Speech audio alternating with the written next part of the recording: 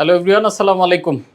আজকে আমরা খুবই গুরুত্বপূর্ণ একটা টপিক নিয়ে কথা বলবো, ব্র্যান্ড বিল্ডিং ব্লুপ্রিন্ট, অর্থাৎ how to build a brand from scratch. অর্থাৎ আমরা স্ক্র্যাচ থেকে একদম জিরো জিরো থেকে একটা ব্র্যান্ডকে কিভাবে স্টেপ বাই স্টেপ বিল্ড করতে পারি সেটার উপর আমরা ইনডেপথ আজকে আলোচনা করব।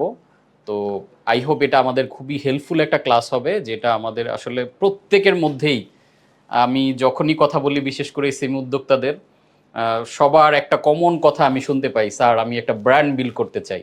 কিভাবে করব? ব্র্যান্ড বিল্ড করতে চাই। এই যে যে বারবার বলা, মনের ভিতরে একটা আকুতি, একটা মানে চাওয়া যে একটা ব্র্যান্ড, মনের মতো করে একটা ব্র্যান্ড আমি বানাতে চাই। তো আসলে এই ব্র্যান্ড বানাতে কি কি জিনিস লাগে, কিভাবে একটা সাধারণ পণ্য, কিভাবে একটা লোগো, কিভাবে একটা নাম মানুষের হৃদয় দখল করে নেয়, একটা ব্র্যান্ড হয়ে ওঠে, সেই রেসিপিটা আজকে আমি চেষ্টা করব দেওয়ার অল্প সময়ের মধ্যে। যদিও একটা ক্লাসে আসলে ব্র্যান্ডকে কাভার করা খুবই টাফ জব, অ্যান্ড আমি অল্প সময়ে যতটুকু পারি আমরা একটা ওভারভিউ দেওয়ার চেষ্টা করব, যেটা আসলে আমাদেরকে ভিন্নভাবে ভাবতে হেল্প করবে। আসলে কিভাবে ব্র্যান্ড হয়ে ওঠে অন্তত এতটুকু আমরা ক্রিস্টাল ক্লিয়ার আজকে বুঝতে পারবো। অ্যান্ড এটা আমরা যদি ফলো করি, ডে বাই ডে একটা বড় ব্র্যান্ড আমরা তৈরিও করতে পারবো। কারণ ব্র্যান্ড বিল্ডিং নট এ মানে সিঙ্গেল ডে ওয়ার্ক, যে একটা টেস্ট ম্যাচ মানে ওয়ান ডে ম্যাচ বা T20 ম্যাচ এমন না, এটা একটা টেস্ট ম্যাচের মতো। সো এটা লঙ্গার ভার্সন, একটা ইনিংস, যেটা আসলে ডে বাই ডে একটু একটু একটু একটু করে বিল্ড করতে করতে একটা ব্র্যান্ড হয়ে ওঠে। সো সবার এই স্বপ্নের যে জায়গাটা, আমরা একটা ব্র্যান্ড বানাতে চাই, এবং আজকে পৃথিবী জুড়ে যেই ব্র্যান্ডগুলোর নাম দেখতে পাই, ওই ব্র্যান্ডের ফাউন্ডাররা হয়তো আজকে পৃথিবীতে নাই, বাট তাদের রেখে যাওয়া ব্র্যান্ড, সেই কোকাকোলা 1886 সালে তৈরি হয়েছে, কিন্তু আজকের দিনেও আমরা যখন কোকে চুমুক দেই বা কোকের অ্যাড দেখি, তখন আমাদের মনে হয় যে ও আচ্ছা, এটা মনে হয় একদম জীবন্ত, মানে রিফ্রেশড একটা ব্র্যান্ড, মানে আজকেই জন্ম হইলো। এরকমভাবেই ব্র্যান্ডগুলো আসলে শত শত বছর ধরে পৃথিবীতে বেঁচে থাকে। আমরা হয়তো পৃথিবী থেকে চলে যাব, বাট আমরা যদি একটা ব্র্যান্ড বানিয়ে যেতে পারি, সে কিন্তু শত শত বছর ধরে, হাজার বছর ধরে মানুষকে সার্ভিস দিতে থাকবে। সো আমরা একটু বোঝার চেষ্টা করি যে আসলে ব্র্যান্ড জিনিসটা কি। সবাইকে ওয়েলকাম করছি। Brand building blueprint, how to build a brand from scratch. বরাবর মতো আমি কোচ কাঞ্চন আপনাদের সাথে আছি। সো ব্র্যান্ডিং ব্যাপারটা আসলে অনেকটা হাতির মতো। Brand is an elephant. কেন হাতির মতো? আমরা এই গল্পটা নিশ্চয়ই আমাদের ভারতীয় উপমহাদেশের খুবই প্রচলিত একটা গল্প, এবং যেটা ওয়ার্ল্ড ওয়াইড অনেক জায়গাতে বিভিন্ন কিছু বোঝানোর জন্য ইউজ হয়। অ্যান্ড আমি যখন এই ব্র্যান্ডের ক্লাসটা গোছাচ্ছিলাম, তখন আমার কাছে অনেকটা এরকম মনে হচ্ছিল যে ব্র্যান্ড হচ্ছে অন্ধের হাতি দেখা। আপনারা নিশ্চয়ই জানেন যে 5-6 জন অন্ধ মানুষ একটা হাতির দেখতে গিয়েছিল, এবং হাতির বিভিন্ন পার্ট ধরে ধরে তারা এক একজন এক এক কথা বলছিল। যে হাতির লেজটা ধরেছে সে সুন্দর করে বলছিল যে এটা একটা দড়ির মতো। কেউ হাতির যে পেটের অংশটা যে ধরছিল, সে তো চোখে দেখে না, অন্ধ, শুধুমাত্র অতটুকু হাতের স্পর্শে সে যতটুকু বুঝতে পারছিল, সেইভাবে সে ওই পেটের অংশ ধরে বলছিল ইটস এ ওয়াল। অ্যান্ড কেউ উপরের পার্ট ধরে মনে করছিল এটা একটা ফ্যানের মতো, কেউ হাতির মানে কি বলে সুর ধরে ভাবছিল যে এটা একটা সাপের মতো। তো এরকম কেউ আবার পা ধরে জড়িয়ে ভাবতেছিল যে এটা একটা গাছের মতো আসলে হাতি। তো 6 জন 6 জায়গা থেকে 6 ভাবে এটাকে ব্যাখ্যা করার চেষ্টা করছিল। বাট আসলে হলিস্টিক ভাবে হাতিটা কিন্তু টোটালি আলাদা জিনিস। তার ওই বিক্ষিপ্ত ছোট ছোট পার্ট ধরে ধরে এক একজন এটা বলার চেষ্টা করছিল। সো আমি মজা করে এই স্লাইডটা দিয়েছি, এবং ব্র্যান্ডটা বিশেষ করে বাংলাদেশের প্রেক্ষাপটে ব্র্যান্ড বিল্ডিং নিয়ে, ব্র্যান্ড শব্দটা যখন আমরা বলি, আমি দেখি যে এই অন্ধের হাতি দেখার মতো করে এক একজন এক একভাবে ব্যাখ্যা করি। একজন গ্রাফিক ডিজাইনের কাছে যখন আপনি যাবেন, তখন তার কাছে ব্র্যান্ড মানি হচ্ছে শুধুমাত্র সুন্দর সুন্দর ডিজাইন, কালারফুল ডিজাইন। আবার আপনি যখন একজন প্রোডাক্ট ম্যানেজারের কাছে যাবেন, তার কাছে ব্র্যান্ড মানি হচ্ছে প্রোডাক্টের কোয়ালিটি। আবার একইভাবে আপনি যখন পিআর এজেন্সির কাছে যাবেন, তাদের কাছে ব্র্যান্ড মানি পিআর করেন বেশিরভাগ, মানে পত্রপত্রিকায় আপনি কিভাবে করে পাবলিসিটি করছেন, দ্যাটস ব্র্যান্ডিং। আবার যখন সেলস ডিপার্টমেন্টে যাচ্ছেন, সে বলতেছে যে ব্র্যান্ড মানি ভাই সেল করেন, বেশি সেল করতে পারলেই ব্র্যান্ডিং হইতেছে। আবার আপনি যখন অ্যাডভার্টাইজিং বা মার্কেটিং এজেন্সির কাছে যাচ্ছেন, তারা মনে করতেছে অ্যাডভার্টাইজিং ইজ ব্র্যান্ডিং, আর বেশি করে অ্যাড চালায় দেন, সুপার ডুপারে করে একটা অ্যাড বানান। তো প্রত্যেকে তার জায়গা থেকে ব্র্যান্ডকে চিন্তা করে, এবং ওই তার জায়গা থেকে চিন্তা করাটা অনেকটা হাতি দেখার মতো করে। বাট এই যে পুরো বড় সাইজের যে হাতিটা, এটা আসলে ওই শুধুমাত্র ডিজাইনও না, শুধু লোগোও না, আবার শুধু প্রোডাক্টের কোয়ালিটিও না। ব্র্যান্ড একটা সম্পূর্ণ ডিফারেন্ট জিনিস।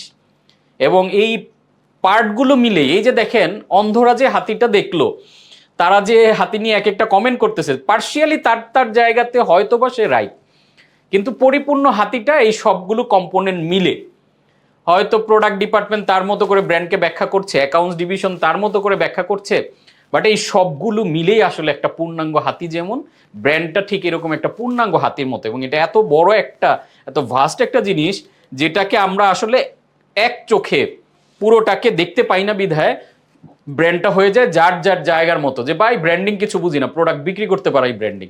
আবার অনেকে চিন্তা করে যে না, প্রোডাক্ট শুধু বেচলে হবে না, এটাকে প্রপারলি সুন্দর প্যাকেজিং ডিজাইন করে বেচতে হবে। আবার অনেকের কাছে ব্র্যান্ডিং মানে কমিউনিকেশন, সুন্দর করে কাস্টমারের সাথে কমিউনিকেট করা। সো এই যে যে একটা কনফিউশন, এই যে যে ব্র্যান্ড নিয়ে এক একটা ডিভিশন, এক একটা পার্ট এক একভাবে জিনিসটাকে ব্যাখ্যা করে, এইটাকে আমরা আজকে ডিপ ডাউন করার চেষ্টা করবো যে ব্র্যান্ড আসলে কি।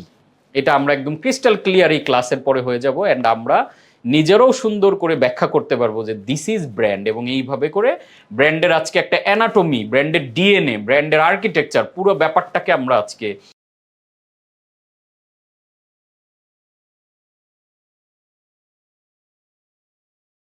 দেখার চেষ্টা করব যে এই যে বড় হাতিটা, এই পুরো হাতিটার আমি সব অংশ, সব পার্টকে একসাথে দেখার চেষ্টা করব। যদি একসাথে দেখতে পারি তখন কিন্তু আসলে বুঝতে পারবো যে this is brand. So what is branding?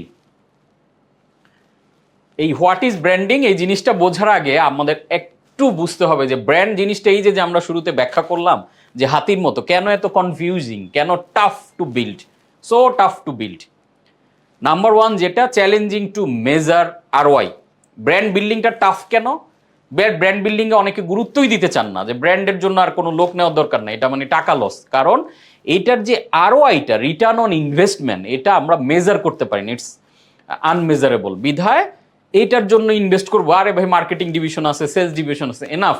আবার ব্র্যান্ডের জন্য আলাদা করে টাকা খরচ কেন করতে হবে? আর টাকা খরচ করে লাভ কি? এই যে ব্র্যান্ডিং করলাম, কি লাভ হয়েছে দেখাও তো। মনিটারি যে অ্যাচিভমেন্টটা, এই অ্যাচিভমেন্টটা ব্র্যান্ডের ক্ষেত্রে আমরা ক্রিস্টাল ক্লিয়ার দেখাতে পারি না। সো এটার আরওআইটা যেহেতু মানে মেজার করা একটু টাফ, একটু চ্যালেঞ্জিং, সো বিগ ব্র্যান্ড যখন হয়ে ওঠে তখন এটার আরওআইটা বোঝা যায়, হ্যাঁ ব্র্যান্ড ভ্যালু বলে একটা শব্দ আছে, তখন আমরা এটা বুঝতে পারি। কিন্তু প্রাইমারি স্টেজে এটার আরওআইটা মেজার করা টাফ, বিদে এটা একটা চ্যালেঞ্জিং, যার কারণে এটাকে আমরা গুরুত্ব দিতে চাই না সবসময়।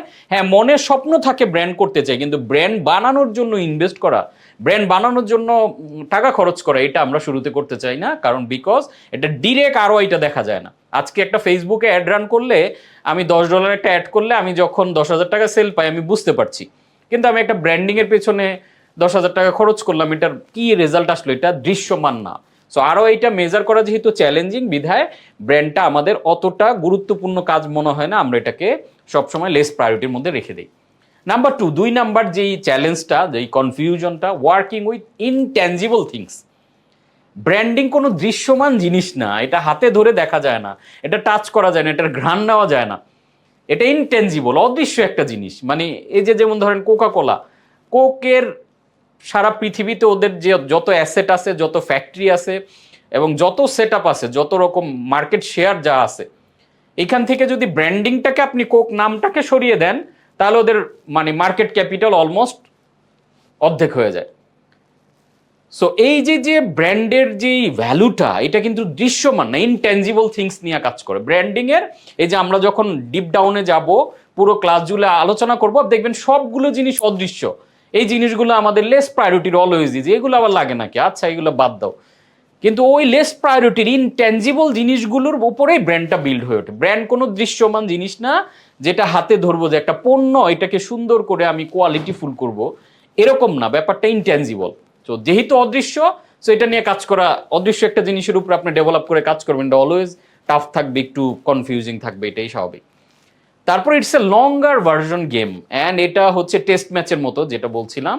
অ্যান্ড এটা দিনের পর দিন কনসিস্টেন্সি মেনটেন করে ধারাবাহিক এই গেমটা খেলে যেতে হয়। মানে টেস্টে কন্টিনিউ ঠেকাচ্ছেন তো ঠেকাচ্ছেন, মানে টিকে থাকাটাই অনেক ক্ষেত্রে এটা আসল। So it's a longer version, যে ওয়ান টাইম গেম না। যেমন আমরা একটা ক্যাম্পেইন নামালাম, যে ঠিক আছে আমার উদ্দেশ্য এই ক্যাম্পেইন থেকে আমি এতগুলা রিচ চাই, এই মানুষজনের ইমপ্রেশন চাই, ওকে আমি পেয়ে গেলাম। কিন্তু এই লঙ্গার ভার্সন গেমটা একটা নির্দিষ্ট ক্যাম্পেইন না, এটা দিনের পর দিন বছরের পর শত শত বছর ধরে কন্টিনিউ করে যেতে হয়। সো যার কারণে এটা একটু টাফ। তারপর it's a whole companies call, not a departmental task. এই যে আমরা শুরুতে যে হাতির জিনিসটা দেখালাম, এই হাতিটা কেন ব্র্যান্ড বলছি, কারণ এইটা অনেকগুলো ডিপার্টমেন্টের combination, not a departmental call যে ব্র্যান্ড মানে ব্র্যান্ড ডিপার্টমেন্ট থাকবে তারা বানাবে, ব্র্যান্ড মানে মার্কেটিং ডিপার্টমেন্টের কাজ, ব্র্যান্ড মানে সেলসের কাজ। নো, ব্র্যান্ড একটা কোম্পানির হোল কোম্পানির প্রসেসের সাথে অ্যালাইন থাকা লাগবে। সো ব্র্যান্ডটা হোল কোম্পানিরই কাজ, এভরি ওয়ান ম্যাটার এখানে। আপনার সেলস পার্সন কোন ড্রেস পরে কিভাবে করে কাস্টমারের সাথে কথা বলছে, কোন ড্রেস পরে যাচ্ছে, that's also matter for brand. So এই যে টোটাল ব্যাপারটা, এটা একটা হোল কোম্পানির কল, পুরো কোম্পানির সবার মাথায় থাকতে হবে যে আমরা যাই করছি আমরা কিন্তু হয় ব্র্যান্ডকে গেইন করাচ্ছি অথবা লুজ করাচ্ছি। ইটস লাইক এ অ্যাকাউন্ট, অর্থাৎ আপনি ব্যাংকে ডিপোজিট করলে যেমন টাকার অ্যামাউন্ট বাড়তে থাকে, ক্রেডিট হয়, আবার আপনি যদি খরচ করেন ডিপোজিট কমতে থাকে। So brand building like account building, যে আপনি একটা কোম্পানি খুলছেন মানে একটা অ্যাকাউন্ট ওপেন করেছেন, এবং আপনি যত পজিটিভ কাজ করতেছেন ব্র্যান্ডের সাথে অ্যালাইন, তত টাকা জমা হইতেছে, আর যত উল্টাপাল্টা কাজ হইতেছে ওইখান থেকে টাকা বের হয়ে যাচ্ছে। এখন আমরা স্মল অ্যান্ড মিডিয়াম এন্টারপ্রাইজ যেটা করি, ব্র্যান্ডটা বানাই মানে কোম্পানিটা ওপেন করে একটা প্রোডাক্ট বা সার্ভিস দিয়ে শুরু করি, কিন্তু আমাদের প্রতিনিয়ত টাকা জমা, যেটা এই যে পজিটিভ জিনিসগুলোকে জমা করার পরিবর্তে আমরা আরো বের করে নিয়ে আসি, যার কারণে লং রানে আর আমাদের কোনো ব্র্যান্ড তৈরি হয় না। সো যেহেতু এটা একটা হোল কোম্পানির call, not a departmental task, কারণ কোম্পানির বাকি লোকজন মনে করে, অ্যাকাউন্টস ডিভিশন মনে করে আরে ভাই এটা মার্কেটিং এর কাজ, এটা নিয়ে আমার টেনশন কি। আবার ওই সেলস ডিপার্টমেন্ট মনে করে এটা ব্র্যান্ড ট্রেন্ড বুঝি না, আমি আমার সেলস টার্গেট দিছে মিট করো। প্রোডাকশন ডিপার্টমেন্ট এগুলো নিয়ে ভাবতে চায় না। সো এক এক ডিপার্টমেন্টের এক এক ধরনের রোল থাকলে তখন এটা হোলিস্টিক ওয়েতে একটা ব্র্যান্ড হয়ে ওঠে না। অ্যান্ড নাম্বার 5 যেটা, maintaining consistent branding across all touch point. It's so tough একটা জিনিস। দেখেন আজকে আমরা যাদেরকে ওয়ার্ল্ড ওয়াইড এক্সাম্পলগুলো আজকে দেখব। কেন ওয়ার্ল্ড ওয়াইডটা দেখব? আমরা যদি হাই স্ট্যান্ডার্ডটা দেখতে পারি তখন আমি বুঝে যাব যে আমাকে আসলে কিভাবে করা উচিত। কারণ আপনি দেখেন আমরা যখন ফটোকপি করি তখন কি হয়, মানে আমরা একদম ক্রিস্টাল ক্লিয়ার কপি থেকে যদি করি তাহলে ওই কপির কাছাকাছি লেভেলে আসে। আর আমি যেটা থেকে কপি করছি ওইটাই যদি অস্পষ্ট হয় তাহলে ওইটা থেকে আমি যে কপি করব সেটার লেখা হয়তো পড়াই যাবে না। এজন্য আমরা ওয়ার্ল্ড ক্লাস ব্র্যান্ডগুলো কিভাবে হয়, তারা হয় কনসিস্টেন্টলি একই রকমের কাজ করে যায়। আজকে খেয়াল করে দেখেন যারা দেশের বাইরে যান ফ্রিকোয়েন্ট, তারা স্টারবাকসে যান, তারা ম্যাকডোনাল্ডসে যখন আমরা যাই দেখবেন যে কনসিস্টেন্টলি আপনি যখন ওই দুবাইতে যাচ্ছেন ওইখানকার ম্যাকডোনাল্ডস, আর মালয়েশিয়াতে যাচ্ছেন আর ইউকেতে যাচ্ছেন, সব জায়গায় সেম বিহেভিয়ার, সেম টেস্ট এবং আয়োজন, লোগো, সেটআপম্যান, ডিজাইন সব কিছু সেম। এই যে কনসিস্টেন্সি এবং সবগুলো টাচ পয়েন্ট মানে এটা আমরা গত ক্লাসে আলোচনা করেছি যে সবগুলো পয়েন্ট, যেই পয়েন্টে একটা কাস্টমারের সাথে একটা ব্র্যান্ডের টাচ হয়, সেটা সোশ্যাল মিডিয়ায় মেসেঞ্জারে একটা কোয়ারিজ হোক, একটা কমেন্ট হোক, অথবা একটা বিলবোর্ড হোক, অথবা কোম্পানির একটা সাইনবোর্ড হোক। একটা সাইনবোর্ড টানায় রাখছেন আপনি, এটার অর্ধেক লাইট জ্বলে অর্ধেক জ্বলে না, that's also matter for branding. But আপনি ইন্টারন্যাশনাল কোনো ব্র্যান্ড খেয়াল করে দেখেন তাদের এমন না যে অর্ধেক লাইট জ্বলবে অর্ধেক জ্বলবে না, তাদেরকে মেসেজ করলে আপনি আনসার পাবেন না, এবং সব জায়গায় সেম ডিজাইন। এবার আপনি যদি কেএফসির কথা চিন্তা করে দেখেন, বাংলাদেশের যেই জায়গার কেএফসিতে আপনি বসেন সেম এনভায়রনমেন্ট, সেম কথাবার্তা, ওদের বিহেভিয়ার এবং টেস্ট সেম। এই যে কনসিস্টেন্সিটা মানে একদম সব জায়গায় সিমিলারিটিসটা মেনটেন করা, দিস ইজ সিস্টেমেটিক অ্যাপ্রোচ। এইটা মেনটেন আমরা করতে পারি না, বিধায় আমাদের এক এক ব্রাঞ্চের আচরণ এক এক রকম, এক এক ব্রাঞ্চের ডিজাইন এক এক রকম। আবার আমরা যদি ফুড বিজনেস করি এক এক জায়গায় টেস্ট চেঞ্জ হয়ে যায়, যার বিধায় এই যে অ্যাক্রস অল দ্য টাচ পয়েন্টে সেম কনসিস্টেন্সি ধরে রাখা অনেক সময় টাফ। সো এইগুলো হচ্ছে আমাদের মোটা দাগে 5টা বড় চ্যালেঞ্জ, এর বাইরেও আরও অনেক চ্যালেঞ্জ আছে। এই 5টা চ্যালেঞ্জের কারণে বা কনফিউশনের কারণে আমাদের লং রানে ব্র্যান্ড হয়ে ওঠে না। তাহলে আমাদের ব্র্যান্ড হয়ে উঠতে হলে কি হবে? এই চ্যালেঞ্জগুলোকে ওভারকাম করেই কিন্তু আমাদেরকে ডে বাই ডে ব্র্যান্ডে পরিণত হতে হবে। সো আমরা একটু দেখার চেষ্টা করি যে আসলে ব্র্যান্ডিং জিনিসটা কি। Branding is about making a business more appealing to a certain group of people than the competitors. তার মানে সিম্পল করে যদি আমরা বলি, ব্র্যান্ডিং আসলে কি করছে? Making a business more appealing to a certain group of people. Than the competitors.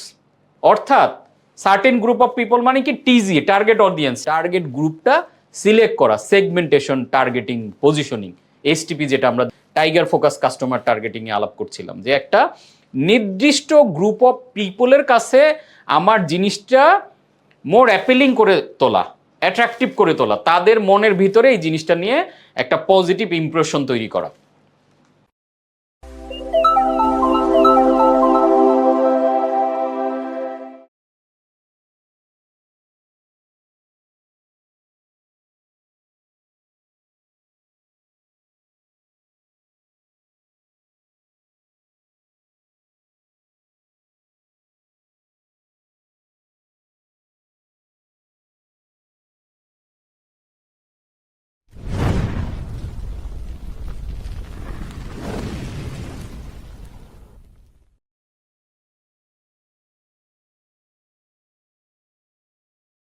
আমরা আরো একটু ঢুকি, হোয়াট ইজ ব্র্যান্ড?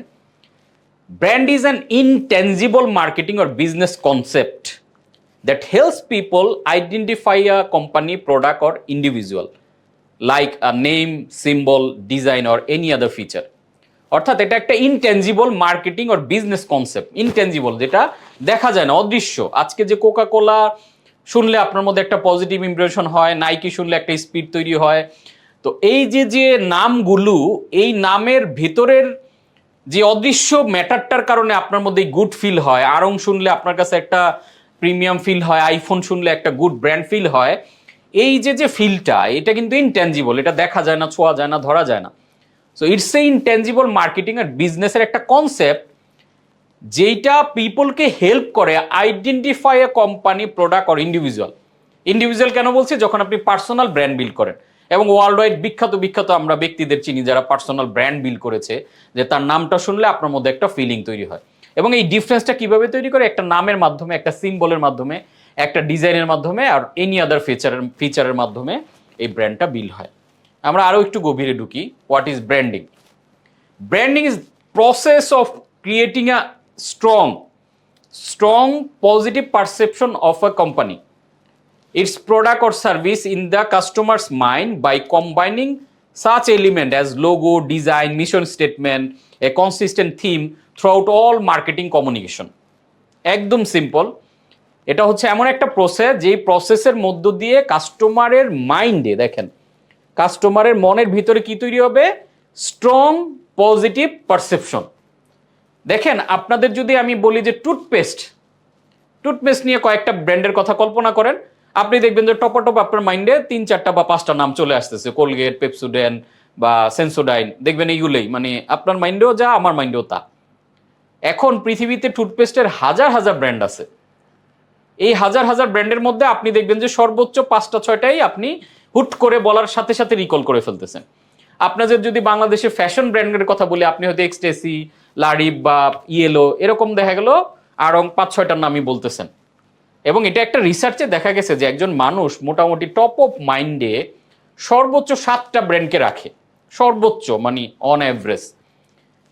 এর বাইরের গুলো তার আর মনে থাকে না। কেন? ওই ব্র্যান্ডগুলো তার মাথায়। আপনি দেখেন, আমরা প্রতিদিন হাজার হাজার প্রোডাক্ট ইউজ করি। আমরা জন্ম নেই পণ্যের মধ্যে, আমরা মারা যাই পণ্যের মধ্যে। আপনি খেয়াল করে দেখেন তো, একটা বাচ্চা জন্ম নেওয়ার সাথে সাথে আমরা তার জন্য দৌড়ে, তার জন্য মশারি কিনি, কাঁথা বালিশ কিনি, তার জন্য লোশন কিনি, পাউডার কিনি, নানান রকমের জিনিসপত্র আমরা কিনে গিফট হিসেবে বাচ্চা দেখতে নিয়ে যাই। কেন? ওই বাচ্চাটা জন্ম নিল মানে সাথে সাথে প্রোডাক্টের সমুদ্রের ভিতরেও ঢুকে পড়লো। ইভেন একজন মানুষ যখন মারা যায়, পৃথিবী থেকে চলে যায়, বিভিন্ন ধর্মে বিভিন্নভাবে সৎকার কার্য করা হয়, কিন্তু করতে গেলেও কিন্তু সেই পণ্যই, ধরেন দাফন কাফন করানোর জন্যই যে কাপড়, মার্কিন কাপড় কিনে, আমাদের ধর্মে বাঁশ বেত কিনে, বিভিন্নভাবে এটার অনেকগুলো প্রসেস আছে। তার মানে একটা মানুষ পৃথিবীতে জন্ম নিল মানে পণ্যের সমুদ্রে জন্ম নিলে, বা এই জন্মের পর থেকে তার এই পণ্য ব্যবহার বাড়তেই থাকবে, বাড়তেই থাকবে, বাড়তেই থাকবে। একটা মানুষ প্রতিদিন সকালবেলা উঠে প্রথম আমরা কি করি? ব্রাশ দিয়ে হয়তো শুরু করলাম, পণ্যের মধ্যেই কিন্তু। আপনি হ্যান্ড ওয়াশ দিয়ে, মানে হ্যান্ড ওয়াশ করলেন, ফেস ওয়াশ দিয়ে মুখটা একটু ওয়াশ করলেন, তারপর গোসলে গিয়ে শ্যাম্পু, সাবান। আপনি চিন্তা করে দেখেন, এরপর সকালে ব্রেকফাস্ট, রুটি খাচ্ছেন, সবজি, ডাইনিং টেবিলে বসে খাচ্ছেন, মানে সারাক্ষণ আপনি পৃথিবীতে যতক্ষণ বেঁচে আছেন আপনাকে পণ্যের মধ্যে বাঁচতে থাকতে হবে। এখন এই যে যে হাজার হাজার পণ্য, এত শত শত লক্ষ লক্ষ পণ্য আমরা জীবনব্যাপী ব্যবহার করি, এখন প্রতিটা ক্যাটাগরির পণ্য আমার মাথায় কি আসলে মনে রাখা সম্ভব? যে মানে টুথপেস্টের আমি 50টা ব্র্যান্ড মনে রাখবো, সয়াবিন তেলের 100 ব্র্যান্ড মনে রাখবো, এটা তো সম্ভব না। যার কারণে ব্র্যান্ডগুলো শুধু এই পজিশন করে, বিভিন্নভাবে ব্র্যান্ডিং করে যাতে আমার মনে রাখতে সুবিধা হয়। আমি কিন্তু কনসাসলি, আপনি কোনোদিনও বলতে পারবেন না যে টুথপেস্টের 7টা ব্র্যান্ডের নাম আপনি মুখস্থ করেছেন, সয়াবিনের 5টা ব্র্যান্ডের নাম আপনি মুখস্থ করে, এটা আমরা কেউ করি না, নর্মালি করার কথাও না। কিন্তু মনে কিভাবে থাকে? কারণ ব্র্যান্ডগুলো আমরা যাতে মনে রাখতে পারি এরকম বিভিন্ন ধরনের কার্যক্রম করে, এবং এই মনে রাখাটা যাতে স্ট্রং পজিটিভ পারসেপশন হয়, এই প্রসেসটাই হলো ব্র্যান্ডিং। যেই প্রসেসে আপনার মাথায় সে একটা জায়গা দখল করে নিবে এবং এটা জায়গাটা একটা পজিটিভ পারসেপশন হবে। সো ব্র্যান্ডিং ইজ পারসেপশনের লড়াই। যে যত ভালো পারসেপশন দিয়ে রাখতে পারবে সেই ব্র্যান্ডের প্রতি আপনি তত লয়াল থাকবেন। আজকে ম্যাকবুকের কথা বলেন, আইফোন বলেন, অ্যাপেল বলেন, তারা আমাদের মধ্যে একটা এমন পারসেপশন সামহাও তৈরি করতে পারছে বিদায় আমরা লাখ লাখ টাকা দিয়ে তাদের পণ্য কিনি, এবং কিনে আবার নিজেরা ওই দেখা গেল আইফোন কিনে আমি ড্রেসিং টেবিলের সামনে ছবি তুলে আবার শেয়ার করি। সো বিকজ ওই পারসেপশনটা এত পাওয়ারফুলি আমার ব্রেনকে গ্র্যাব করে রাখছে, এই পারসেপশনের কারণে ওই ব্র্যান্ডটাকে আমি ওন করি, এবং ওই ব্র্যান্ডটাকে আমার এত গুড ফিল দেয়, এত ভালো লাগার ফিল দেয় যে আমি এটা আবার শেয়ার না করে থাকতে পারি না। This is all about branding. এই যে যে জার্নিটা, এই জার্নিটা করার মাধ্যমে কি হয়, এটা লোগো দিয়ে করে। এই যে আমরা যে অ্যাপেলের এইখানে লোগোটা দেখতে পাচ্ছি, এই লোগোটা পৃথিবীর সবচেয়ে পাওয়ারফুল লোগো। এই লোগোটা পৃথিবীর সবচেয়ে দামি বস্তু। কেন দামি বস্তু? কারণ এই যে খাওয়া একটা আপেল, এইটার ব্র্যান্ড ভ্যালু এখন $800 বিলিয়ন উপরে। এভরি ইয়ারে এটা কন্টিনিউ, এটার ব্র্যান্ড ভ্যালু বাড়ছে বাড়ছে বাড়ছে, অর্থাৎ এই মার্কেট ক্যাপিটাল এখন এই পরিমাণ তৈরি হয়ে গেছে তাদের। So this is all about, আমরা আরো ঢুকবো, আরো আস্তে আস্তে ক্লিয়ার হব। সো ব্র্যান্ড কোথায় তৈরি হয়? পণ্য তৈরি হয় ফ্যাক্টরিতে, ব্র্যান্ড তৈরি হয় মানুষের মাইন্ডে। একদম ক্লিয়ার কথা, এটা দিয়ে আমরা বুঝে। এই যে দেন আপেলটা দেখাচ্ছে, এইটা আপেলটা কোথায় তৈরি হয়? গাছের মধ্যে তৈরি হয়। আর যেই অ্যাপেলের যে অ্যাপেল, এটা তৈরি হয় মানুষের মাইন্ডে। এইটা আসলে পণ্য তৈরির লড়াই না, ব্র্যান্ডিংটা। গত ক্লাসে একজন ভাইয়া বলছিলেন যে আমাদের ফ্যাক্টরিতে পণ্য তৈরি বা এইগুলো নিয়ে ক্লাস হবে কিনা। আমি এইগুলো নিয়েই ক্লাস করাচ্ছি আসলে। দেখেন, পণ্য পৃথিবীর সবাই বানাইতে পারে। আমি যখন চায়নাতে গেলাম, চায়নাতে গিয়ে একটা সিটিতে গেছি, ওদের সবাই বাচ্চা বাচ্চা ছেলে পেলেগুলো স্কুল কলেজে পড়ে, মেয়েরা বসে বসে ওইখানে দোকান চালাচ্ছে। মানে একটা পুরো মার্কেট, প্রায় 12 তলার মতো। এই প্রত্যেকটা দোকানে ছোট ছোট ছোট ছোট এরকম স্টোর করে রাখছে, যেখানে মানুষ, ওই সময় আমার ট্রাভেলিং এর টাইমে আমার আইফোনটা পরে মানে স্ক্রিনটা নষ্ট হয়ে গেছে, তখন আমি ওদের কাছে গেলাম ঠিক করার জন্য। সো গল্প হচ্ছিল, আর যেহেতু গিয়েছি জানার জন্য, বিজনেস শেখার জন্য, তখন ওরা একটা মেয়ে এই সার্ভিসটা দিচ্ছিল। ও কলেজে পড়ে, বাট পার্ট টাইম হচ্ছে ওই দোকানটা চালায়। তখন বললো যে এরকম ফোন আমরা 2-3 ঘন্টা সময় পাইলে তোমাকে এমনি বানাই দিতে পারবো, এবং আমার এটা আধা ঘন্টার মধ্যে ঠিকঠাক করে দিলে, একদম ভেঙে চুরমার একদম নতুন বানাই দিল আর কি আইফোনটা। মানে তো দেখেন, আইফোন বানায় কারা? আইফোন বানায় ফক্সকন নামে একটা কোম্পানি। আইফোন চাইনিজ ম্যানুফ্যাকচারার বানায়। এডিদাস বানায় কারা? এডিদাসের ব্র্যান্ড আমাদের নারায়ণগঞ্জে গাজীপুরে তৈরি হইতেছে। নাইকি প্রোডাক্ট নারায়ণগঞ্জে গাজীপুরে তৈরি। ওয়ার্ল্ডের অনেক বিখ্যাত বিখ্যাত H&M বিখ্যাত বিখ্যাত ব্র্যান্ডের প্রোডাক্ট বাংলাদেশে তৈরি হইতেছে। যে ইভেন ডোনাল্ড ট্রাম্প যেই শার্ট পরে, এই শার্টের মধ্যেও নাকি লেখা পাওয়া গেছে মেড ইন বাংলাদেশ। এখন ফ্যাক্টরটা একটু বোঝার চেষ্টা করেন যে কেন পণ্যের চেয়ে আমি ব্র্যান্ডে গুরুত্ব বেশি দিচ্ছি, কেন আমি এইটাও এক ধরনের পণ্যই, যে এটা আমি বোঝানোর চেষ্টা করছি। দেখেন, এই শার্ট যে কেউ বানাইতে পারবে, এই আইফোন যে কেউ বানাইতে পারবে, পৃথিবীর যে কোনো প্রোডাক্ট আপনি এখন বানাইতে পারবেন। ট্রুলি স্পিকিং, যে কোনো প্রোডাক্ট আপনি যদি খালি চুজ করে প্রোডাক্টটা নিয়ে আসেন যে এরকম একটা প্রোডাক্ট চাই আমি, এটা বাংলাদেশেও পারবেন, এটা আপনি চায়নাতেও বাংলাদেশে ফ্যাক্টরি সেট আপ করলে বাংলাদেশে পারবেন, বহু এক্সপার্টরা আছে আপনাকে বানাই দিবে। ফ্যাক্টরটা হচ্ছে পণ্য বানানোটা এখনকার পৃথিবীতে কোনো চ্যালেঞ্জের কাজ না, পণ্যের কোয়ালিটিও চ্যালেঞ্জের কাজ না। একটা সময় এটা চ্যালেঞ্জ ছিল, এটা গত শতাব্দী পর্যন্ত চ্যালেঞ্জ ছিল। এখন আমি যদি সেই গত শতাব্দীর ট্রেনিং আপনাদের করাই যে কিভাবে পণ্য বানাবেন, কিভাবে ফ্যাক্টরি সেট আপ দিবেন, এইগুলো এখন গত শতাব্দী পর্যন্ত হয়ে কমপ্লিট। এগুলো নিয়ে কোনো টেনশন এখন আর করা লাগে না। আমি ফ্যাক্টরি সেট আপ দিব, আপনি ফেসবুকে একটা গ্রুপে পোস্ট দেন বা নিয়োগ দিয়ে দেন, এগুলো নিয়ে এক্সপার্ট, তারা এসে আপনাকে সব কমপ্লিট করে দিয়ে যাবে। আপনাকে সিম্পল একটা এক্সাম্পল উদাহরণ দেই। 1992 সালে প্রোডাক্টের কোয়ালিটির উপরে শুধু বেস্ট সেলার বই বের হয়েছে 422টা। তখন TQM, total quality management, CQL, এই সকল ট্রেনিংগুলা সিক্স সিগমা, ব্ল্যাক বেল্ট, এইগুলো ব্যাপক প্রচলিত হইতেছিল, কারণ প্রোডাক্ট কোয়ালিটি নিয়ে যুদ্ধ হইতো। তখন যুদ্ধটা ছিল পণ্যের। এবং আপনারা এখন নিশ্চয়ই অনেক ম্যাচিউর। গত গত ক্লাসে আমরা মার্কেটিং নিয়ে ইন ডেপথ জেনেছি, এবং মার্কেটিং এর কনসেপ্ট এবং এরাগুলো আপনারা দেখেছেন, ইন ডেপথ আমরা আলোচনা করেছি। সেই এরাতে আমরা এখন কোথায় আছি? আমরা একটা হলিস্টিক মার্কেটিং এরাতে চলে আসছি। বাট বাংলাদেশের প্রেক্ষাপটে আমি উদ্যোক্তাদের দেখি, বিশেষ করে এসএমই উদ্যোক্তারা, তারা অলওয়েজ পণ্য নিয়ে কনসার্ন, যে আইডিয়া কি হবে, প্রোডাক্ট কি হবে। ট্রুলি স্পিকিং, আইডিয়াটা আপনি সিলেক্ট করতে পারবেন, পণ্যটা আপনি সিলেক্ট করতে পারবেন। আপনি মধু নিয়ে কাজ করতে চান, আপনি সুন্দরবন চলে যান, 2 দিন ঘোরেন, 1 সপ্তাহের মধ্যে আপনি মধুর সোর্সিং পেয়ে যাবেন। যে কোনো প্রোডাক্ট আপনি উৎপাদন না করলেও ট্রেডিং, আপনি টি শার্ট নিয়ে কাজ করতে চান যান, আপনি এরকম স্যুট নিয়ে কাজ করতে চান, আপনাকে বানায় দিবে। বহু মানুষ আছে বানায় দেওয়ার জন্য আপনার পণ্য, বাট আপনার ব্র্যান্ডটা কেউ বানায় দিতে পারবে না। যার বিধায় আপনি খেয়াল করে দেখেন, বাংলাদেশের ফ্যাক্টরিতে তৈরি হয় এডিদাস, নাইকির মতো ওয়ার্ল্ড ক্লাস, H&M এর মতো ফ্যাক্টরিটা আমাদের, আমরা টেইলারিং করি, আমরা লেবার ওয়ার্কটা করে দেই। ওরা কি করে দেখেন, আপনি একটু ঠান্ডা মাথায় ভাবেন, যদি পণ্য তৈরিটাই টপ প্রায়োরিটি হতো, তাহলে কোম্পানিগুলা পণ্য তৈরির পেছনে নিজেদের দায়িত্বে পণ্য তৈরি করতো। এখন পণ্য থার্ড পার্টি দিয়ে করাচ্ছে, মানে কি পণ্যটা এত ম্যাটার না, ওরা একটা রিকোয়ারমেন্ট দিয়ে দেয়, এটা যে কেউ বানাইতে পারে, বাট ব্র্যান্ড তো বানাইতে পারে না। বাংলাদেশের যে সকল ফ্যাক্টরিগুলো এডিদাস, H&M বা এরকম টপ ব্র্যান্ডগুলোর গার্মেন্টসের ড্রেস কোড বানায় বা শুজ বানায়, বিভিন্ন প্রোডাক্ট বানায়, হোয়াট এভার ইট ইজ, তারা কেন ব্র্যান্ড বানাইতে পারতেছে না? তারা একটা পণ্য $2 যে পণ্যটা বাংলাদেশ থেকে বানায় হয়তো পাঠায় দিচ্ছে, এই $2 পণ্য, একই পণ্যই তো এটা ওই দেশের শোরুমে গিয়ে $200 বিক্রি হইতেছে। What's the matter? কোথায় ম্যাটারটা কি, গ্যাপটা কোথায়? আমি কেন $200? বাংলাদেশ থেকে যদি আমরা ব্র্যান্ড বানাইতে পারতাম, পণ্য তো আমরা বানাইতে পারি, তাহলে চিন্তা করে দেখেন, আমাদেরকে আর ওই গার্মেন্টসের ওই অর্ডারের উপর ডিপেন্ড থাকতে হতো না। আমরা যদি ব্রেন খাটিয়ে ব্র্যান্ড বানাইতে পারতাম, তাহলে $2 উৎপাদন করা জিনিসটা আমি তো $200 বিক্রি করতে পারি। কেন আমরা পারতেছি না? আমরা পণ্যটা তো আমিই বানাচ্ছি, খেয়াল করে দেখেন।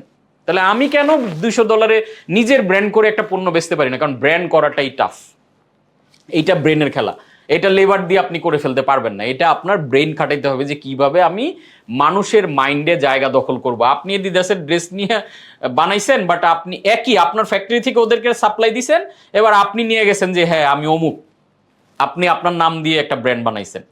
এবার এটা যদি অর্ধেক দামেও দেন, মানুষ তখন নিচ্ছে না, কারণ তাদের মাইন্ডে তৈরি হয় ব্র্যান্ড। আপনার ফ্যাক্টরিতে এডিডাস তৈরি হয়েছে, বাট এডিডাসের ব্র্যান্ড তৈরি হয়েছে কাস্টমারের মাইন্ডে।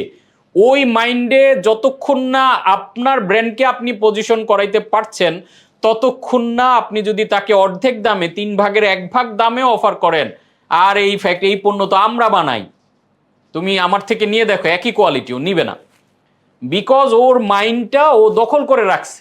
এই যে মাইন্ড দখলের খেলা, মার্কেট দখলের খেলা না এখন।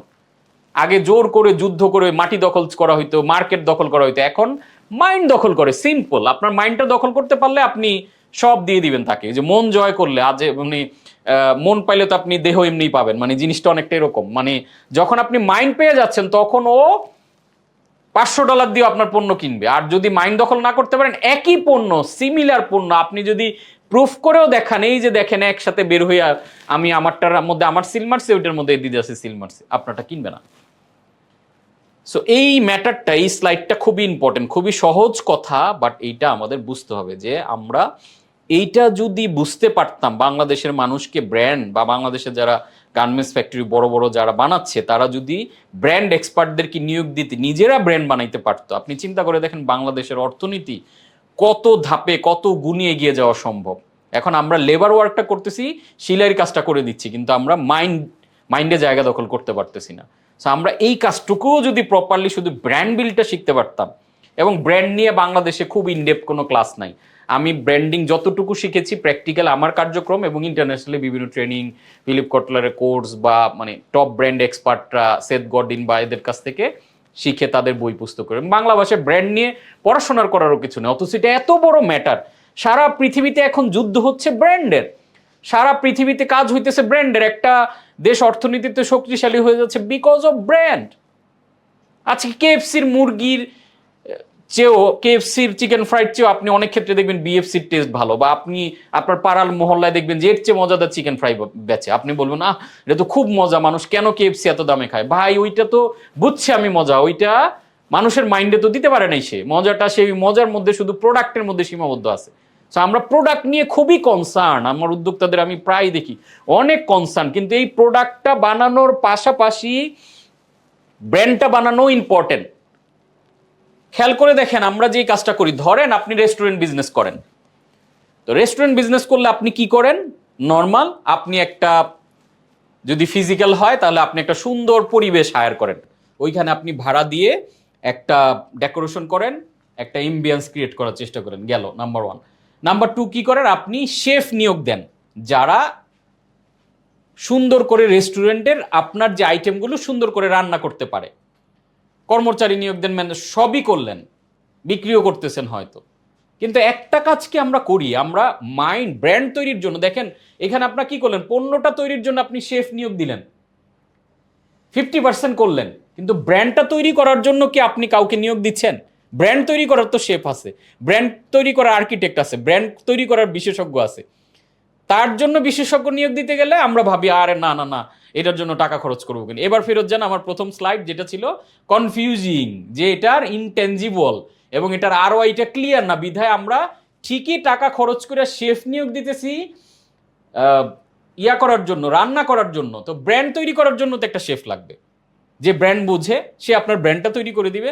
তাহলে সে যদি ব্র্যান্ডটা তৈরি করে আর শেফ যদি খাবারটা তৈরি করে, তাহলে খাবারটা তৈরি হলো মানে কিচেনে, মানে ফ্যাক্টরিতে, আর ব্র্যান্ড বিশেষজ্ঞ মানুষের মাথায় ব্র্যান্ডটা তৈরি করলো। দুইটা প্যারালালি গেলে না একটা সময় গিয়ে আপনি লং রানে ব্র্যান্ড হয়ে উঠবেন। এখন আপনি মনে মনে চিন্তা করছেন যে ইয়েস আমি ম্যাকডোনাল্ডস হব, আমি বার্গার কিং হব, আমি কেএফসি পিজা হাট হব, কিন্তু আপনি তো ওদের মতো ওই পার্টটা নিয়োগই দেন নাই।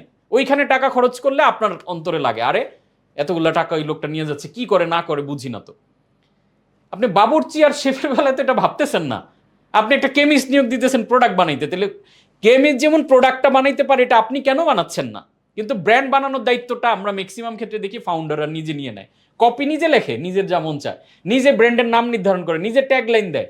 আরে ভাই এটা তো, আপনি তাহলে রান্নাটা কেন করছেন না? আমার প্রশ্নটা চিন্তা করে দেখেন, আপনি কেন পণ্যটা, তাহলে আপনি কেন কেমিস্ট নিয়োগ দিচ্ছেন আপনার প্রোডাক্ট বানানোর জন্য? কারণ আপনি বুঝতেছেন যে প্রোডাক্ট বানানোতে আমি এক্সপার্ট না, আমি রান্না বাড়া এক্সপার্ট না, বিধায় আমার একটা শেফ লাগবে, শেফ যেমন রান্নাটা করবে, বিধায় রান্নাটা ভালো হইলে আপনি বুঝতেছেন বিক্রি ভালো হবে। তাহলে ব্র্যান্ডটা কি আপনি ভালো বুঝেন? আপনি যদি ব্র্যান্ড এক্সপার্ট না হন, তাহলে ব্র্যান্ডের নামটা নির্ধারণ টাকা খরচ করেই করেন, যেটার উপরে দাঁড়াবে জিনিসটা।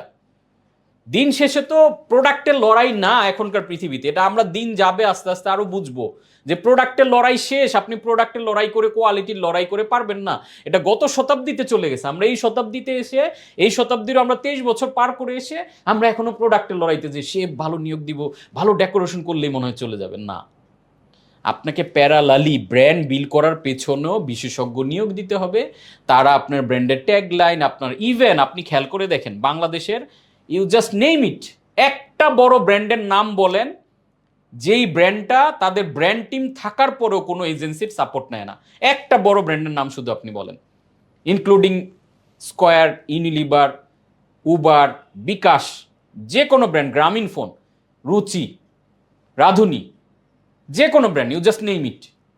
এই ব্র্যান্ডগুলো কিভাবে ব্র্যান্ড হয়েছে? রাধুনী শুধুমাত্র মশলা বানানোর পিছনে লোক নিয়োগ দেয় নাই, বরং মশলা বানানোর ডিপার্টমেন্টে যে পরিমাণ খরচ সে করে, একই পরিমাণ খরচ রাধুনীকে ব্র্যান্ড বানানোর পেছনেও করে।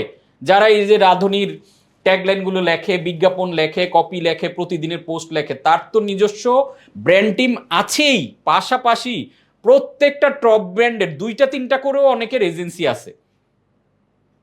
কিরকম? এক এজেন্সি ডিজিটালের সাপোর্ট দেয়, এক এজেন্সি বিজ্ঞাপনের সাপোর্ট দেয়, এক এজেন্সি হয়তো ক্রিয়েটিভ বা আইডিয়ার সাপোর্ট দেয়।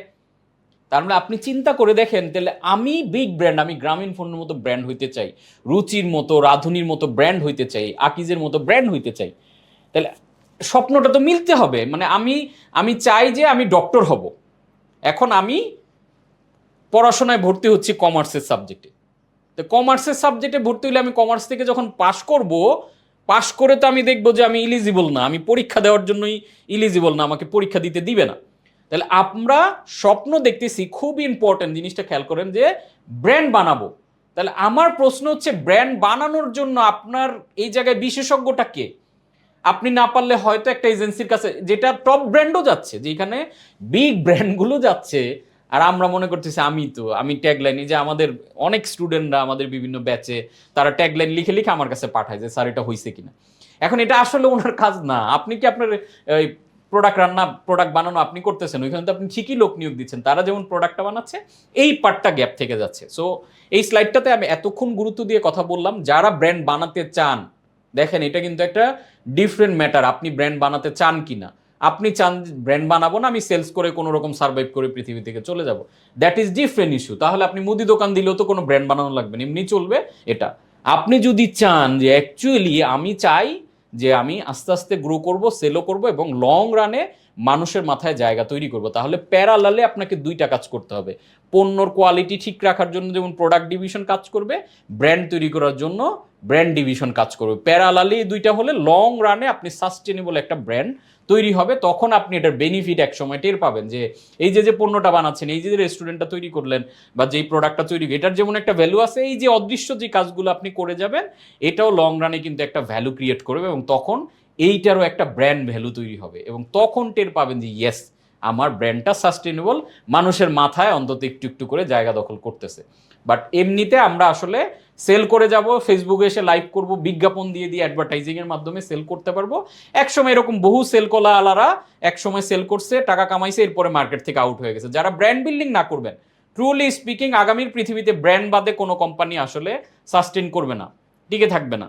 সাময়িক এক বছর, যেহেতু বাংলাদেশ অনেক বড়, 1-2 বছর অনেক মানুষ আছে, কোনো রকম চলে, আপনি একটা সময় বলুন স্যার এক সময় তো আমার অনেক চলতো, এখন চলে না, বুঝলাম না কি হয়ে গেল, অর্থনীতি খারাপ, রাজনৈতিক সমস্যা, নানান কিছু বলবেন। ভাই, রাজনৈতিক সমস্যা, অর্থনৈতিক প্রবলেম, এগুলো সারা জীবন ছিল, আপনি ছোটবেলা থেকে শুনে আসছেন, এই যে আগামীকাল হরতাল, এগুলো থাকবেই। বাট যখন ব্র্যান্ড বিল্ড করবেন, এইগুলোর মধ্য দিয়ে ব্র্যান্ডগুলো কিন্তু দিন দিন বড় হচ্ছে এবং আরো বিগার থেকে বিগার হচ্ছে। আজকে কোকা কোলার কথাই চিন্তা করে দেখেন, বিক্রি করে শরবত চিন্তা করে দেখেন, এবং এটা ক্ষতিকরও আসলে। আমাদের অনেকগুলো এটার উপরে রিসার্চ আছে, যেগুলো আমরা জেনে শুনেই খাচ্ছি, বিকজ অফ ব্র্যান্ডিং আমাদের মগজে সে জায়গা দখল করে নিছে, বিধায় এইটা ব্র্যান্ড হয়ে গেছে, আমরা খাচ্ছি। তাহলে ব্র্যান্ডিং এবং মার্কেটিং এর মধ্যে ছোট্ট একটা ডিফারেন্স যদি আমরা চিন্তা করি, মার্কেটিং পণ্যকে পরিচিত করায়, আর ব্র্যান্ডিং অন্য পণ্য থেকে আমার পণ্যটাকে আলাদা করে। এইখানে দেখেন দুইটা জুতার আমি জাস্ট দিয়েছি, দুইটা কিডস আপনারা দেখছেন, এই দুইটা জুতা সেম, সব কিছু দেখতে, কোয়ালিটিতে সব সেম। একটা জুতার দাম $15, আরেকটা $150। রিজন কি আপনাদের প্রশ্ন করলে খুব সিম্পল, আপনি বলবেন স্যার এটা কি প্রশ্ন করলেন, এত সোজা, কারণ ওইটার মধ্যে নাইকির লোগোটা দেওয়া আছে। এখন নাইকির লোগোটা জাস্ট এই টিক চিহ্নটা দিতে দেওয়ার কারণে এটার দাম $150, আর এই টিক চিহ্ন না দিয়ে আপনি যদি অন্য ক্রস চিহ্ন দেন বা গোল চিহ্ন কিছু দেন, এটা $15। This is branding, huge difference. আপনি খেয়াল করে দেখেন, সেম প্রোডাক্ট, হয়তো আপনি বলবেন দুইটাই আপনার ফ্যাক্টরির প্রোডাক্ট, আপনি বেচতে গেলে এটা $15, আর নাইকির লোগোটা লাগাই দিলে $150। এই যে লোগোটা লাগাই দিলে $150, তাহলে লোগোর পিছনে আসলে কি আছে এটাকে আপনাকে ভাবতে হবে। আপনি তো সারা জীবন গবেষণা করে আসলেন পণ্যর পিছনে কি আছে, কিভাবে বেস্ট কোয়ালিটি বানানো যায়। এটা পারফেক্ট, বেস্ট কোয়ালিটি বানান, ওকে, এটা তো বানাইতেই হবে, কিন্তু ওই লোগোর পেছনের যে গল্প, লোগোর এত পাওয়ার, কি সুপ্রিম পাওয়ার দেখেন, এই পাওয়ারের কারণে $15 দিনই $150। এবং সারা পৃথিবীর ব্র্যান্ডগুলো এরকম, আর্মেসের আপনি ব্যাগের কথা চিন্তা করেন 40 লাখ 50 লাখ টাকায়, রোলেক্সের ঘড়ির কথা চিন্তা করে দেখেন, অ্যাপেলের ফোনের কথা চিন্তা করে দেন, এর চেয়ে অ্যাপেলের যে ফিচার দিচ্ছে 15 প্রো ম্যাক্স, এর চেয়ে অনেক, ওই দেখা গেল যে শাওমির ফোনের চেয়ে ভালো ফিচার দেওয়া আছে। বাট মানুষ ওই 30,000 টাকা দিয়ে শাওমি কিনবে না, 2 লাখ টাকা দিয়ে আইফোন কিনবে। সো তাহলে এতক্ষণের আলোচনায় আমি কি বলতে যাচ্ছি, সিম্পল মেসেজ দিতে যাচ্ছি, as simple as that, don't sell product, sell your brand.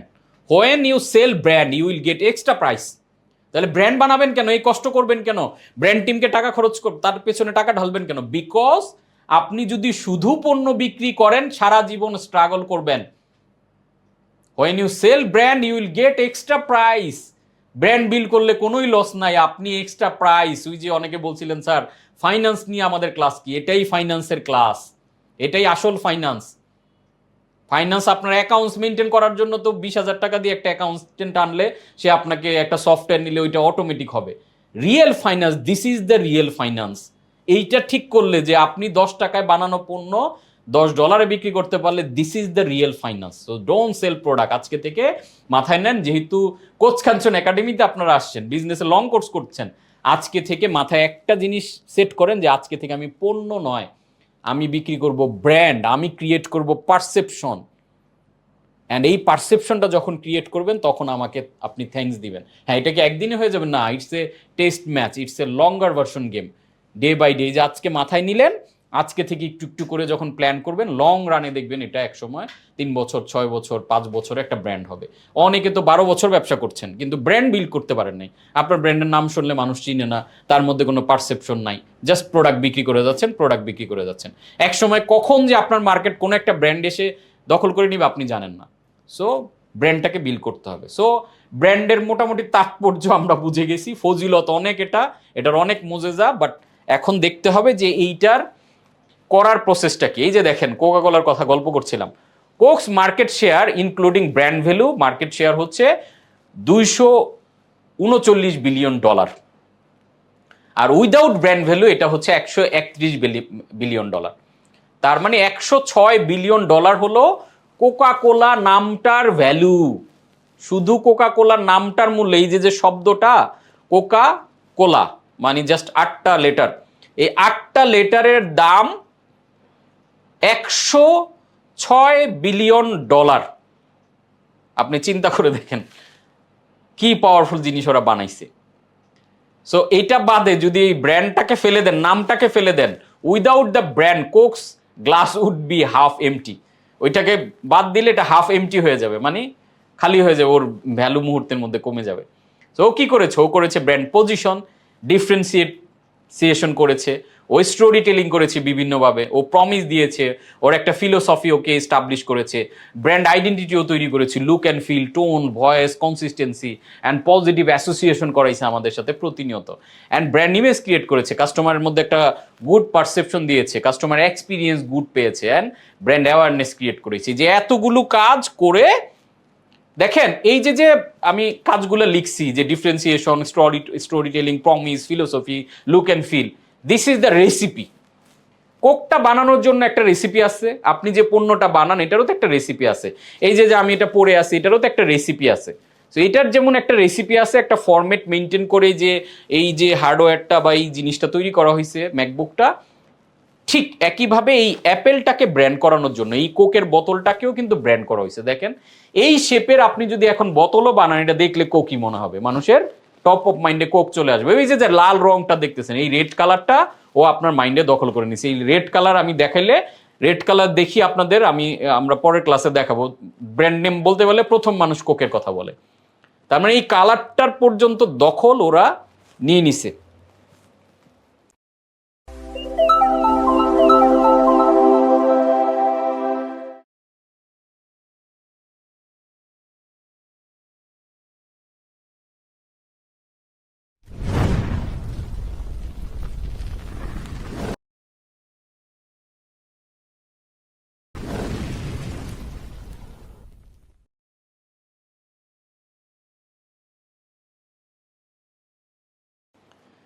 Sequence to jenny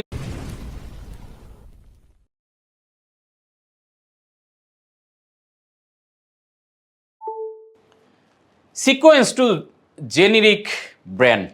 generic brand কিভাবে বানায়, আমরা কিভাবে ব্র্যান্ড বানাই, মানে আমরা স্মল অ্যান্ড মিডিয়াম এন্টারপ্রাইজ, আমরা কি করি, আমরা শুরু করি কোত্থেকে, একটা প্রোডাক্ট নির্বাচন করি যে ঠিক আছে আমি হানি, মধু নিয়ে ব্যবসা করব, অথবা আমি ফ্যাশন প্রোডাক্ট বানাবো, অথবা রেস্টুরেন্ট করবো, অথবা পানি বানাবো, অথবা somehow what ever it is. তাহলে আমরা কি করি, প্রথমত একটা প্রোডাক্ট সিলেক্ট করি, প্রোডাক্ট বা সার্ভিস, যে আমি এই জিনিসটা নিয়ে কাজ করব।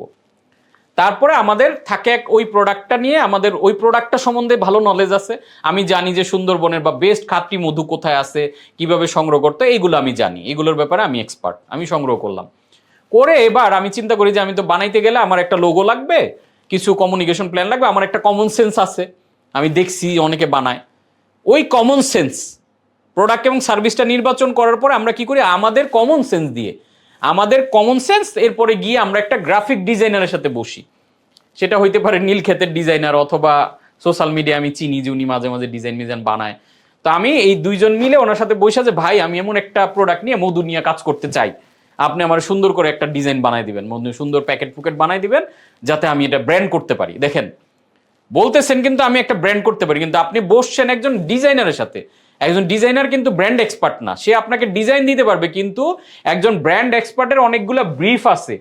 ওই ব্রিফগুলো কমপ্লিট করে যখন ডিজাইনারকে দিবেন, ওই ব্রিফের আলোকে সে ডিজাইনটা বানাবে। এখন আমরা কি করলাম, ব্রিফটা কি, আমার কমন সেন্স, ভাই আমি একটা ব্র্যান্ড বানাইতে চাই, আমার এই পণ্য ভাই এটা অনেক খাঁটি, আমি চাই প্রিমিয়াম কাস্টমারের কাছে বেচবো, দামে বেচবো, এইটুক চাওয়া, এগুলো কিন্তু সবই আমার চাওয়া। বাট এই চাওয়ার সাথে আমার কমন সেন্সে ভাই এমন এমন করে করলে কেমন হয়, মধুর একটু পাখা দেখাই দিলেন, মধুটা টুপ করে পড়তেছে এরকম দেখাই দিলেন। অথবা আমি কোনো একটা শেলফের মধ্যে কোনো একটা প্রোডাক্ট দেখছিলাম, দেখে আমার ভালো লাগছে, আইনা বলি যে ভাই এরকম বানায় দেন। অনেকেই ন্যাচারালসের প্যাকেট নিয়ে যায় ডিজাইনারের কাছে, অনেক ডিজাইনার আমাদের বলে যে ভাই আপনাদের প্যাকেট নিয়ে আসে, বলে যে ভাই এরকম বানায় দেন। বোকার মতো একটা কাজ। কেন আমি বলছি, যখনই আপনি আমাদের ন্যাচারালসের পণ্য নিয়ে একটা গ্রাফিক ডিজাইনারের কাছে গিয়ে বললেন এমন বানায় দেন, তখন থেকে আপনার জীবনের সেরা ভুল সিদ্ধান্তটা নিলেন। কারণ মার্কেটে তো ন্যাচারালস অলরেডি তার মতো করে একটা জায়গায় আছেই, আপনি সেম জিনিসটা কপি করে বানাইলে তো আপনি নিজের পায়ে নিজে কুড়াল মারলেন, কারণ অলরেডি আপনি প্রমাণ করলেন যে ন্যাচারাল লিডার ব্র্যান্ড, আপনি তার কপি করা শুরু করলেন।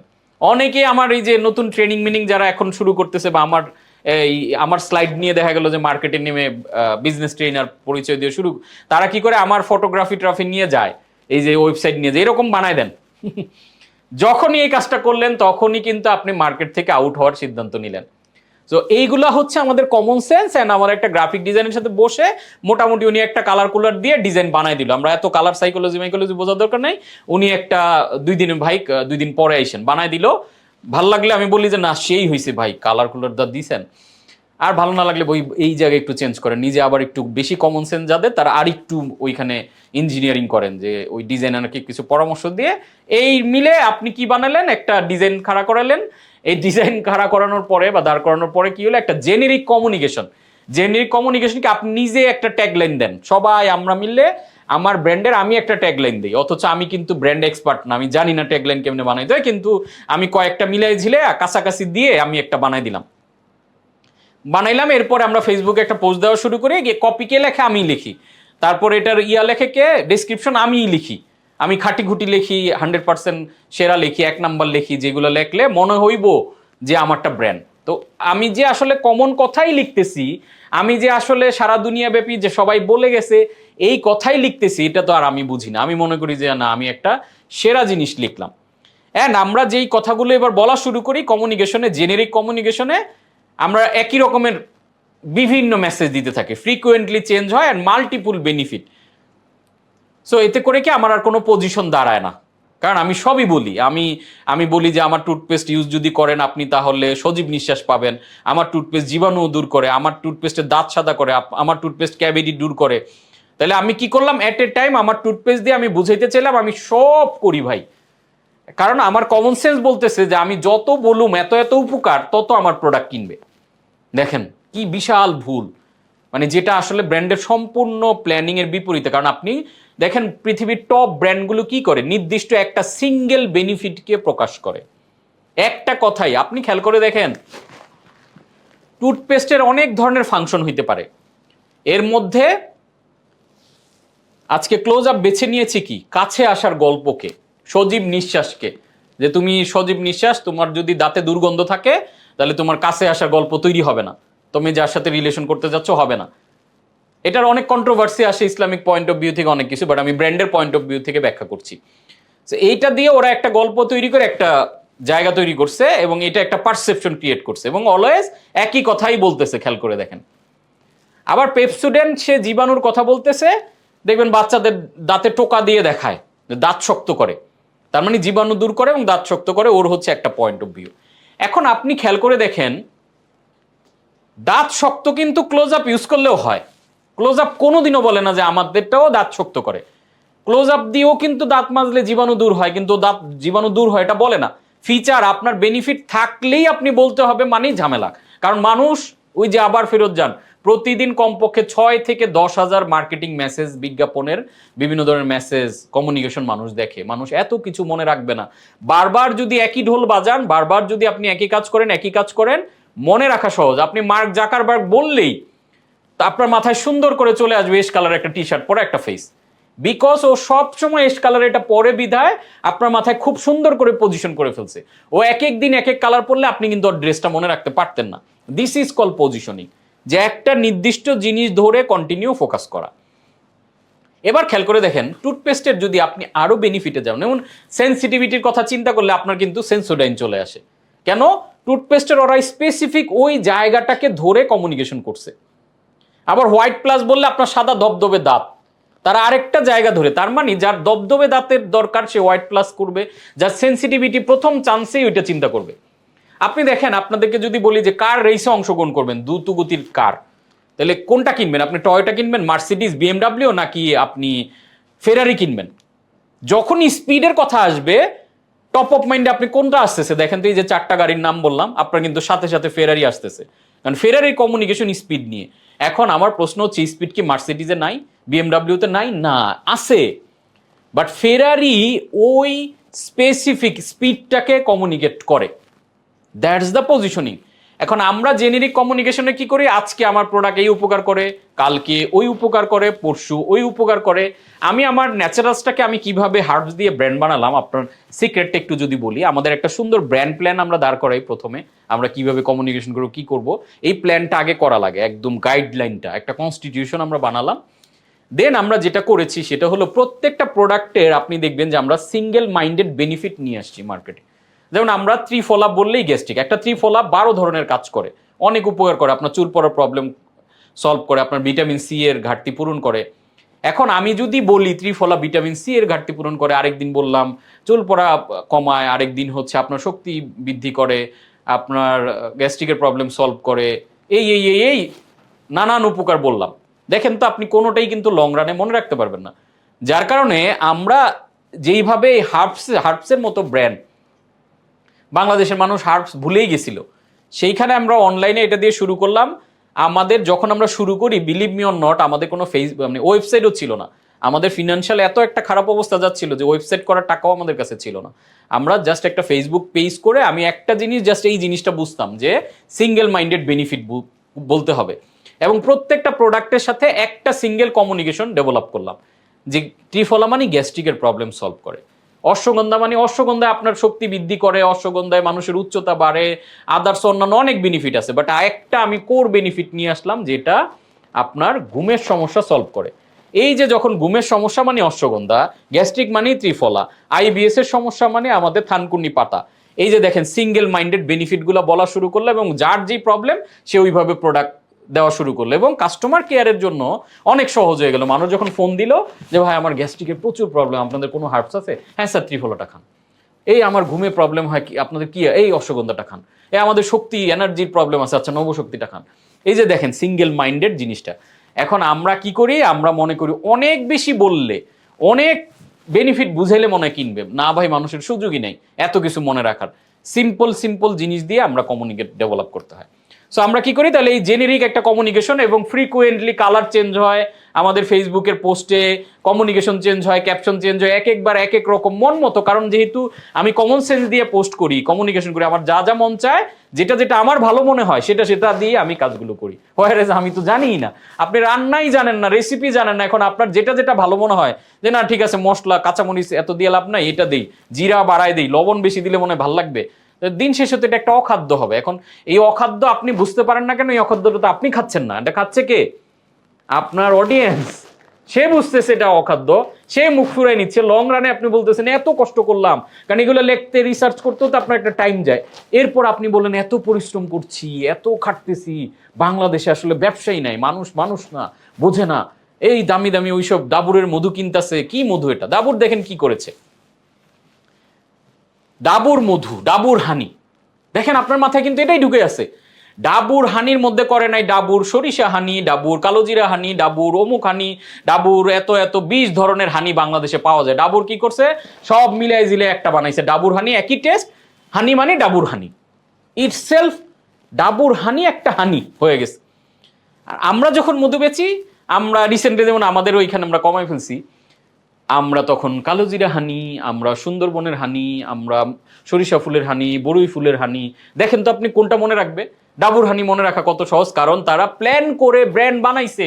আমরা ওই কমিউনিকেশন প্ল্যান করে জিনিসটা বানাই না, আমরা তখন ডাবুরের বিরুদ্ধে বকি যে মানুষ ওই বাজে হানি কিনতেছে। ডাবুর যেই পরিমাণে বেচে, বাংলাদেশের এই খুচরা যারা এসএমই সবাই মিলে আমরা সেই পরিমাণ হানি বিক্রি করতে পারি না, জাস্ট বিকজ অফ আমরা মাল্টি ফোকাস, মাল্টিপুল বেনিফিট, নানান সময় নানান কথা বলি আর ও একই কথাই বলে। That's the difference. অ্যান্ড আমরা এইসব জিনিসকে ডেভেলপ করে এইসব এই যে শুরু থেকেই কিন্তু অনেক ঘাটতি ভেজাল দিয়েই শুরু করলাম। এবার এই সকল কমিউনিকেশন দিয়ে আমরা সেলস টিম তৈরি করি, আমরা মার্কেটে যাই, ফেসবুকে বিজ্ঞাপন দেই, এবার আমার সেলস আসে না, যা আসে আমার ফেসবুকের ডলার খরচ ওঠে না। এই যে স্ট্রাগলিং, হাতের পাতে যা টাকা আছে, স্বর্ণ বেচি, জমি বেচি, বিভিন্নভাবে ধাক্কাইতে থাকি যে না হোক ব্র্যান্ড, একসময় হবে ব্র্যান্ড। একসময় হবে ভাই, আপনি তো মানে একটা জায়গা রাস্তা ভুল করে ফেলছেন। আপনি তো আর্টসে ভর্তি হইছেন, এখন আপনি ডক্টর হইতে পারবেন না। তো আপনাকে ডক্টর হইতে গেলে আগে সায়েন্সে পড়াশোনা শুরু করতে হবে, যাতে লং রানে আপনি ডক্টর হতে পারেন। এরপরে কি হয়, এগুলোর রেজাল্ট কি আসে? পুয়ার রেজাল্ট আসে, একটা poor result. No brand value, কোনো ব্র্যান্ড ভ্যালু তৈরি হয় না। পরে আমরা ব্র্যান্ডে গালিতে দূর, ব্র্যান্ড ভ্যালু এই সেই। আবার যারা আরেকটু অ্যাডভান্স, তারা দুই একজন ডিজিটাল মার্কেটিং হায়ার করি, যে ডিজিটাল মার্কেটিয়ার মনে হয় আমার ব্র্যান্ড বানাইতে। ভাই, ডিজিটাল মার্কেটিয়ার ব্র্যান্ড বোঝে না। ডিজিটাল মার্কেটিয়ারের মেইন কাজ হচ্ছে, তার রোল হচ্ছে আপনার বানানো ব্র্যান্ডটাকে সে এক্স্যাক্ট অডিয়েন্সের কাছে রিচ করে দিবে। সে বুঝবে অডিয়েন্স টার্গেটিং, সে বুঝবে যে কিভাবে কত ডলার খরচ করলে কি আসবে, রিচ করাবে না ইমপ্রেশনের জন্য কাজ করবে। তার ফোকাস হচ্ছে ওইটা। প্রত্যেকটা জায়গার জন্য এক্সপার্টাইজ আলাদা। এবার আমরা নর্মালি যে মার্কেটে ডিজিটাল মার্কেটিয়াররা বিভিন্ন পোস্ট দেয়, আমরা তার কাছে ভাই একটা ব্র্যান্ড বানাই দেন আমারে, এই যে শুরু করলাম। সো স্পেসিফিক এই কথাগুলো আমি এই জন্য বলছি যে এই প্র্যাকটিসগুলো, এই মেল প্র্যাকটিসগুলোর কারণে আমরা অনেক ক্ষতিগ্রস্ত হচ্ছি এবং আমরা বুঝতে পারছি না। তাহলে কিভাবে আসলে ওয়ার্ল্ড ক্লাস ব্র্যান্ড হয়? Sequence of world class brand. World class ব্র্যান্ডটাও ঠিক একটা প্রোডাক্ট বা সার্ভিস দিয়ে শুরু হয়। তার আগের অবশ্যই একটা স্টেজ আছে, তারা প্রচুর রিসার্চ করে প্রোডাক্ট এবং সার্ভিসটা নির্বাচন করে। তারপরে কি করে, তারা একটা ব্র্যান্ড স্ট্র্যাটেজি বানায়। ব্র্যান্ড স্ট্র্যাটেজি, যেটাকে আমরা বলছি 4P। ব্র্যান্ডেরও 4P আছে, 4টা P আছে, এটা আমরা ডিসকাস করব। তাহলে প্রোডাক্ট, এর পরের স্টেপ হচ্ছে জেনেরিক যারা, তারা কি করলো, নিজের কমন সেন্স দিয়ে একটা গ্রাফিক ডিজাইনের সাথে বসে ব্র্যান্ড বানায় ফেললো। আর এইখানে যারা করতেছে ওয়ার্ল্ড ক্লাস, তারা ব্র্যান্ডের স্ট্র্যাটেজিটা ফলো করে, 4P ফলো করে ব্র্যান্ডের। এই 4P কে আগে ডেভেলপ করে, 4P ডেভেলপ করে এই 4Pর বেসিসে, এই 4Pর মধ্যে কি কি আছে, ব্র্যান্ডের প্রমিস আছে, ব্র্যান্ডের পারপাস আছে, ব্র্যান্ডের পজিশনিং আছে, ব্র্যান্ডের পার্সোনালিটি আছে। এই 4টা জিনিস যখন ব্র্যান্ডের বানানো হইছে, দেন তারা ব্র্যান্ড আইডেন্টিটি তৈরি করে। এই ব্র্যান্ড আইডেন্টিটি তৈরি করে একজন ব্র্যান্ড এক্সপার্ট এবং একজন ডিজাইনার। ডিজাইনারও কিন্তু ব্র্যান্ড এক্সপার্ট না, মাইন্ড ইট। সো ডিজাইনার হচ্ছে তাকে যেইভাবে ডেসক্রাইব করবেন ওরকম করে আপনাকে একটা সুন্দর জিনিস সে বানায় দিবে। সো এই ব্র্যান্ড আইডেন্টিটির মধ্যে ব্র্যান্ডের লুক অ্যান্ড ফিল, এটা দেখতে কেমন হবে, এটার প্রতি মানুষের ফিল তৈরি হবে কিরকম, এই হোল জিনিসটা হচ্ছে একটা ব্র্যান্ড আইডেন্টিটি। এগুলো আমরা কথা বলবো। তারপরে এই জিনিসগুলো ডেভেলপ হয়ে গেলে একটা ব্র্যান্ড প্ল্যান বানানো হয়, হোল একটা ব্র্যান্ড প্ল্যান, যে ঠিক আছে আমার ব্র্যান্ড হচ্ছে এটা, আমার ব্র্যান্ড এই টোনে কথা বলবে, আমার ব্র্যান্ড এই মানুষজনের জন্য। ওইখানে কিন্তু একদম টার্গেট অডিয়েন্স থেকে শুরু করে সেগমেন্টেশন সব কিছু একদম ডিরেক্ট লিখিত একটা কনস্টিটিউশনের মতো থাকে।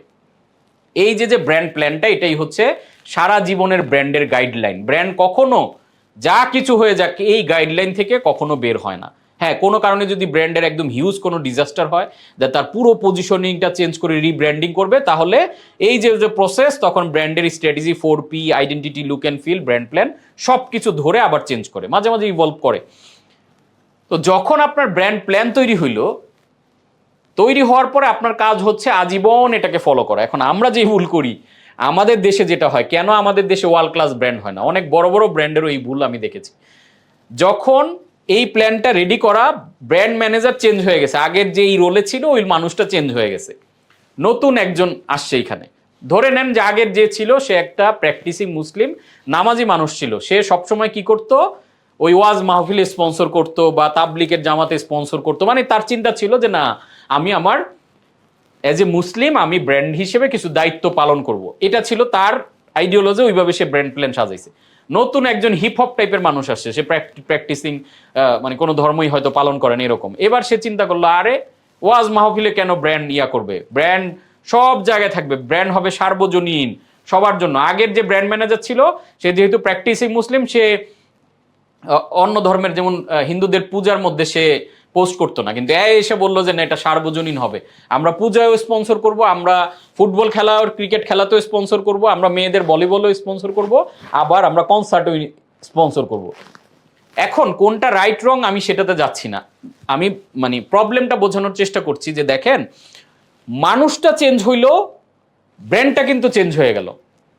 এখন ব্যক্তির আইডিওলজি কি সেটা যদি সবাই এনে তার ব্র্যান্ড প্ল্যানে ঢুকাইতে চায়, তাহলে যতবার ব্র্যান্ড ম্যানেজার চেঞ্জ হবে তার আইডিওলজি অনুযায়ী তার লাল রং পছন্দ না। এখন আরেকজন এসে বললো যে লাল রং কোনোদিন ব্র্যান্ড হয় নাকি, হ্যাঁ এইটা বাদ দেন, আমরা পার্পল কালার একটা রয়্যাল কালারে যাব, না আমরা একটা ব্লু কালারে যাবো, এটা একটা ট্রাস্টের কালার। আরেকজন এসে বলবে যে না অরেঞ্জে যাবো, এটা অপটিমিজমের কালার।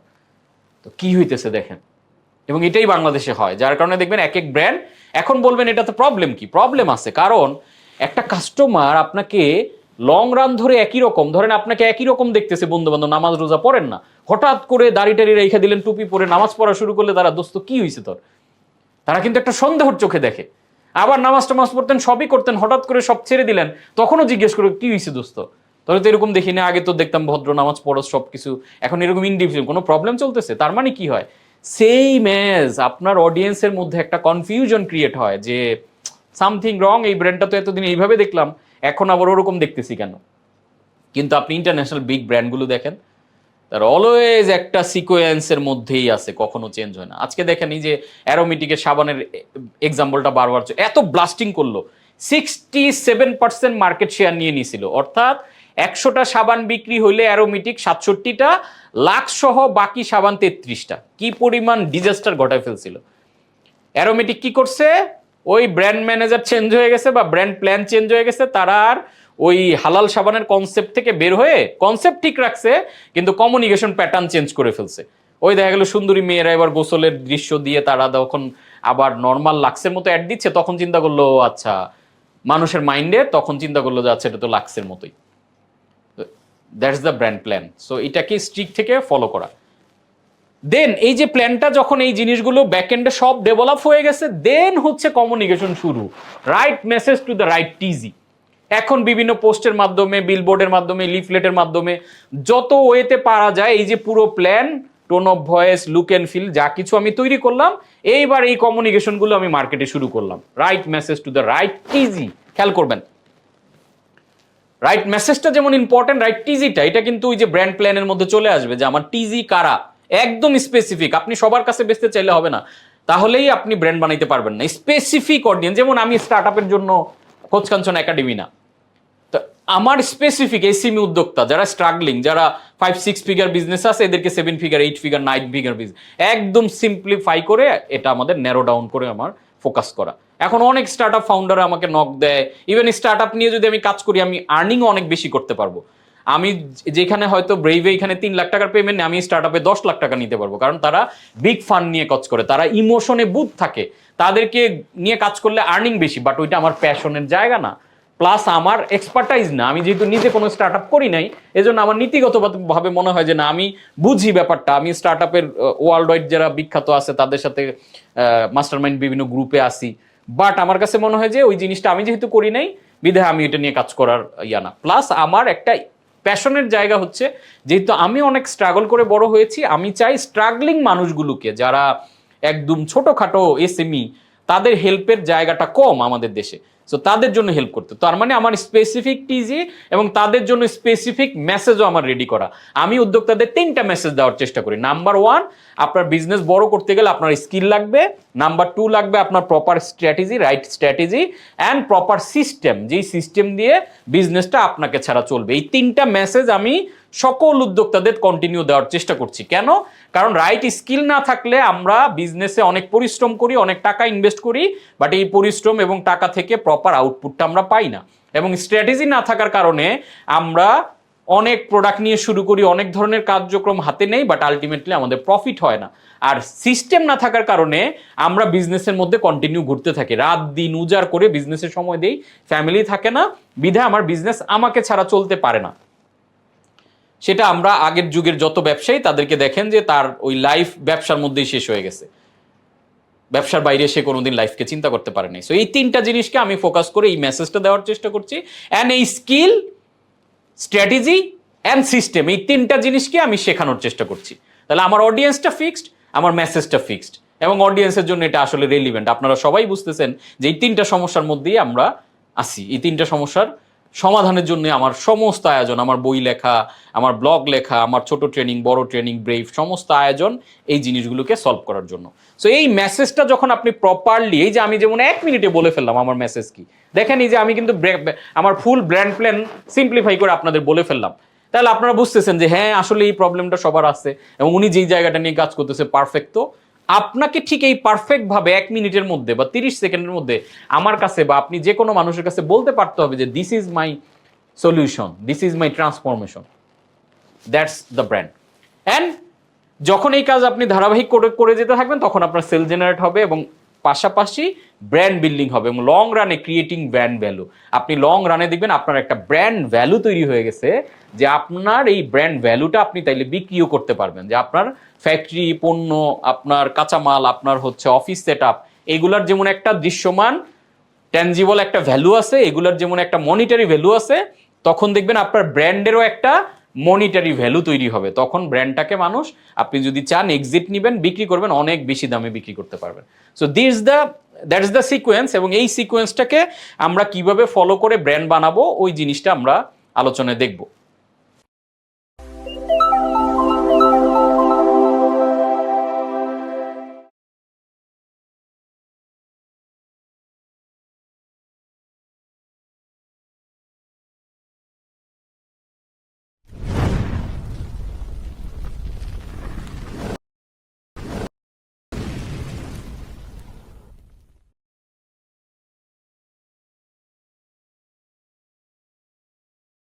সো ব্র্যান্ডকে যদি আমরা একটা আইসবার্গের সাথে তুলনা করি, তাহলে ব্র্যান্ড আইডেন্টিটি, এই যে লোগো, এই যে এটার যে গ্রাফিক্যাল এলিমেন্ট, এটার যে ডিজাইন, এই সবগুলো মিলে হচ্ছে ব্র্যান্ডের আইডেন্টিটি। এটা হলো আইসবার্গের টিপ অফ আইসবার্গ, উপরের ছোট পার্টটুকু। বাট মেইন পার্ট যেটা, সেটা হচ্ছে ব্র্যান্ড স্ট্র্যাটেজি।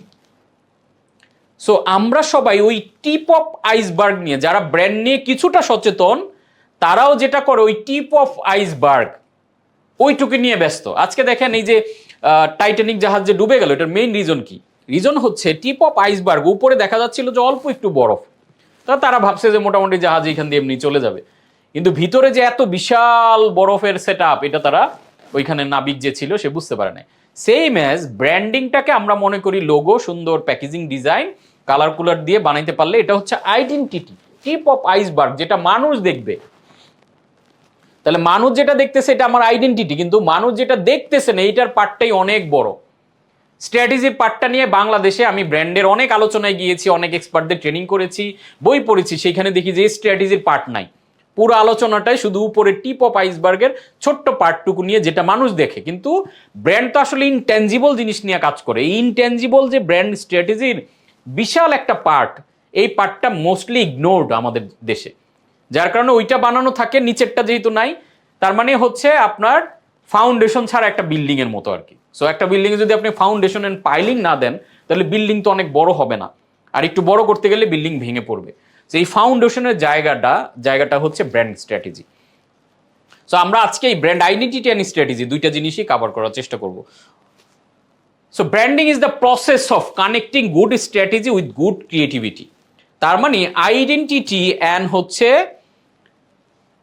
স্ট্র্যাটেজি, এই যে আমরা আগের স্লাইডে যেটা দেখলাম, identity, brand identity and brand strategy, এই দুইটার কম্বিনেশনটাই কিন্তু ব্র্যান্ডিং। তার মানে উনি একজন বিখ্যাত মার্টি নিমার, উনি সুন্দর করে বলছেন যে branding is the process of connecting good strategy with good creativity. তাহলে ক্রিয়েটিভিটি দিয়ে আপনি আইডেন্টিটিটা তৈরি করবেন, আর স্ট্র্যাটেজিটা তৈরি করবেন লং রান একটা প্ল্যানিং করে, সুন্দর করে ব্র্যান্ডের ভিশন কি, মিশন কি, ফিউচার কি, এই সবগুলো মিলে স্ট্র্যাটেজির জায়গাটা মেক করবেন।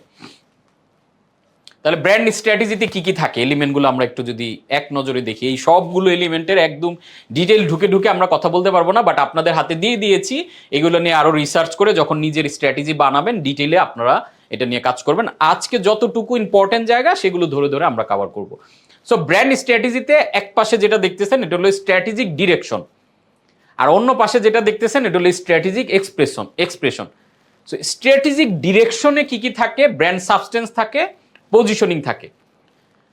তো এটা হলো ইনার সাইড, আর স্ট্র্যাটেজিক ডিরেকশন হচ্ছে আউটার সাইড। তো স্ট্র্যাটেজিক ডিরেকশনে কি কি থাকছে? ব্র্যান্ডের পারপাস, ব্র্যান্ডের ভিশন, ব্র্যান্ডের মিশন, ব্র্যান্ডের ভ্যালুস, এই চারটা জিনিস মিলে ব্র্যান্ড সাবস্টেন্স, অথবা এই চারটাকে একসাথে ব্র্যান্ড ডিএনএ বলা হয়। আমরা যে মানুষ, আমাদের কিন্তু এই নাক, চোখ, কান, মুখ সবকিছু হয়তো সিমিলারও থাকতে পারে, যমজ ভাই বোনের একও হইতে পারে, বাট ডিএনএ দিয়ে কিন্তু আমরা মানুষগুলোকে আলাদা করতে পারি। সেম এজ ব্র্যান্ডের ডিএনএ হচ্ছে purpose, vision, mission and values, এই চারটা জিনিস মিলে ব্র্যান্ডের ডিএনএ বলা হয়। আর ব্র্যান্ডের যে পজিশনিং এর কথা আমরা সেই দ্বিতীয় ক্লাস থেকে প্রতিদিনই অন্তত এই ওয়ার্ডটা একবার হইলেও আসছে এবং কথা বলছি।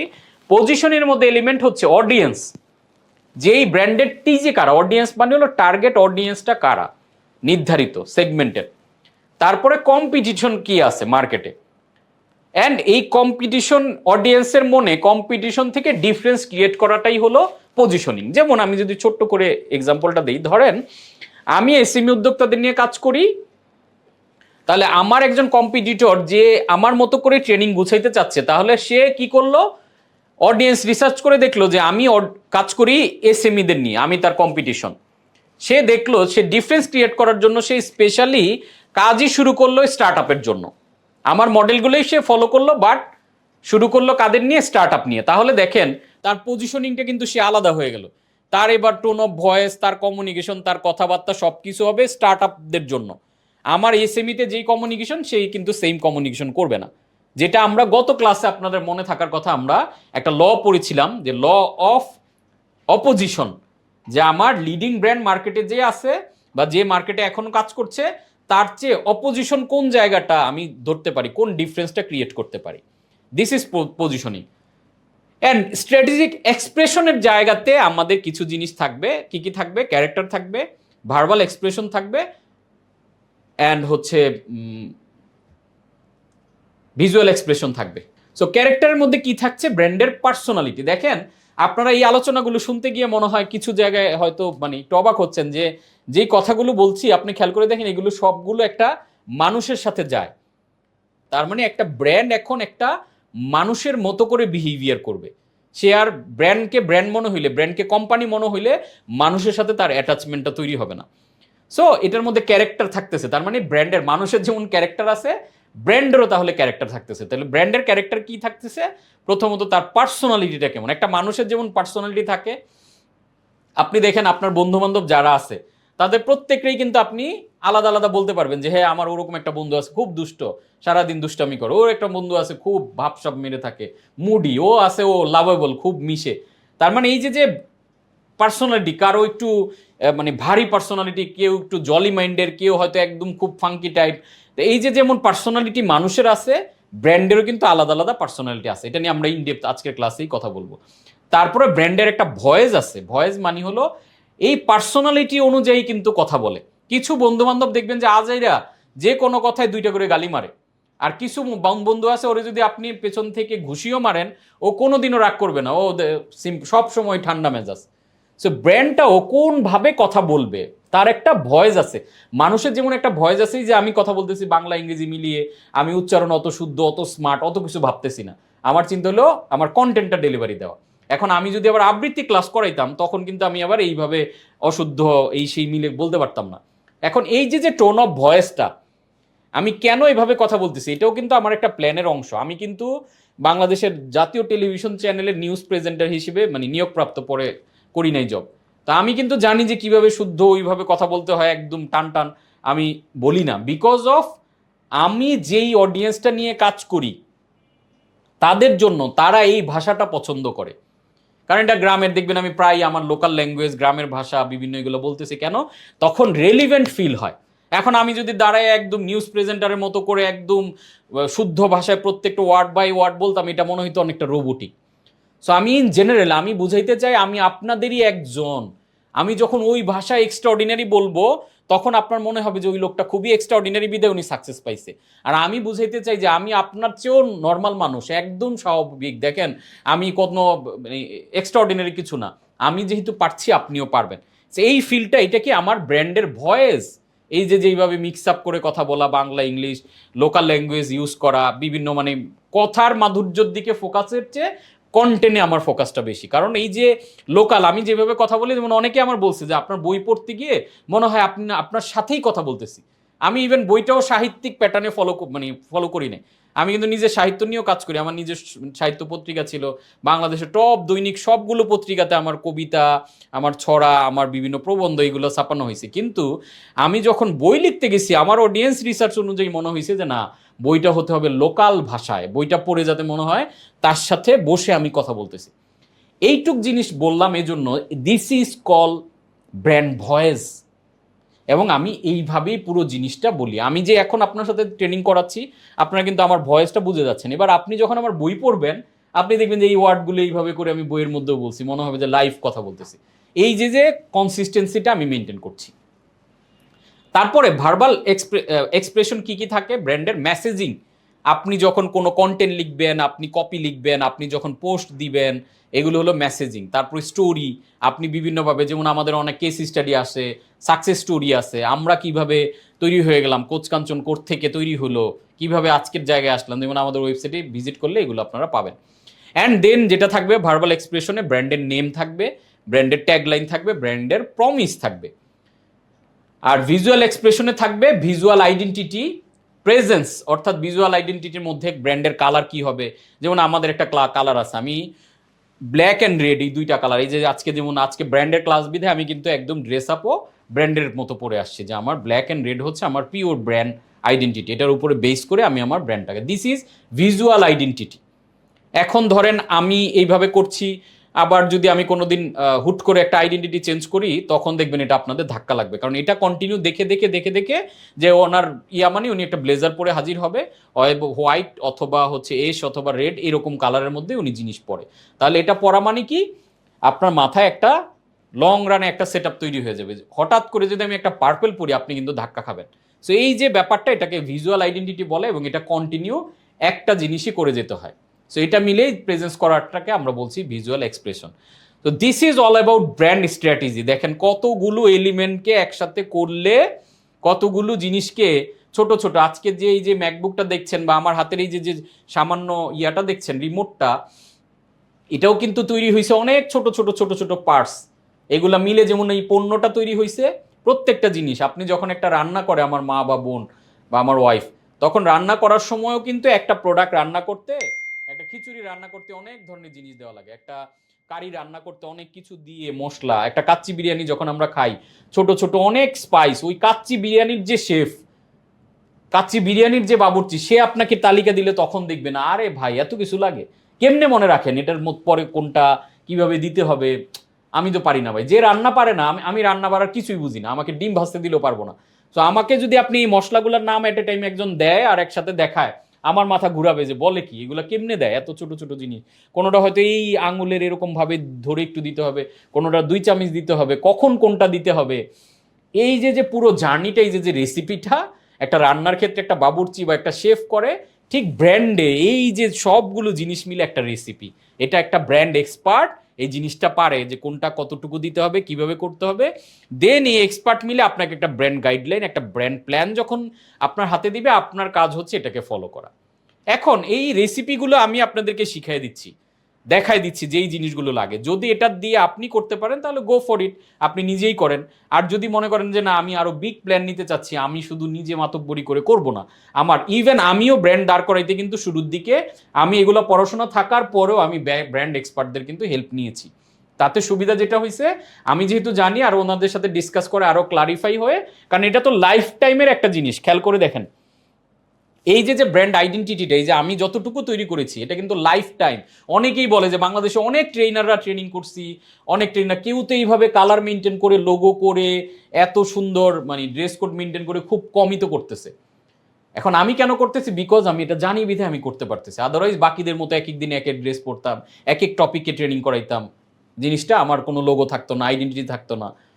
সো এই যে স্ট্র্যাটেজির জায়গাটা যেটা বললাম, এই পুরো ব্যাপারটা আপনার যখন রেডি হবে তখন আপনি প্রস্তুত মাঠে নামার জন্য। তার আগে পর্যন্ত আপনি আসলেই প্রস্তুত না। আপনার কাছে এখন একটা জিনিস আজকের আলোচনায় নিশ্চয়ই বুঝে গেছেন যে শুধুমাত্র হাতে পণ্য থাকা মানেই, এইটা নিয়ে সেলস করতে যাওয়া মানে সাময়িক সেলস হবে, লং রানে এটা কোনোদিন ব্র্যান্ড দাঁড়াবে না। হয়তো আপনি একটা ট্রেডিং বিজনেস করতে পারেন, হয়তো একটা দোকান চালাইতে পারেন, কিন্তু একটা ব্র্যান্ড বিল্ড করার যদি স্বপ্ন থাকে তাহলে এটার প্রসেসটা হচ্ছে এটা। এবং এটাকে আমি বানাইছি, এটা শুধু আমি একলা বলতেছি যে না, ওয়ার্ল্ড ওয়াইড ব্র্যান্ড এক্সপার্টদের থেকে পড়াশোনা করে, বিভিন্ন বই পুস্তক গবেষণা করে আমি কনসাইজ করে কিন্তু জিনিসটা সিম্পলিফাই করে আপনাদের সাথে শেয়ার করতে, যেগুলো হয়তো আমার বছরের পর বছর পড়াশোনা ঘাটাঘাটি করা লাগছে জিনিসটাকে এত সিম্পলিফাই করে নিয়ে আসতে। সো এইখানে অনেকগুলো টপিকের ডিপ ডাউন আমরা আজকে করব।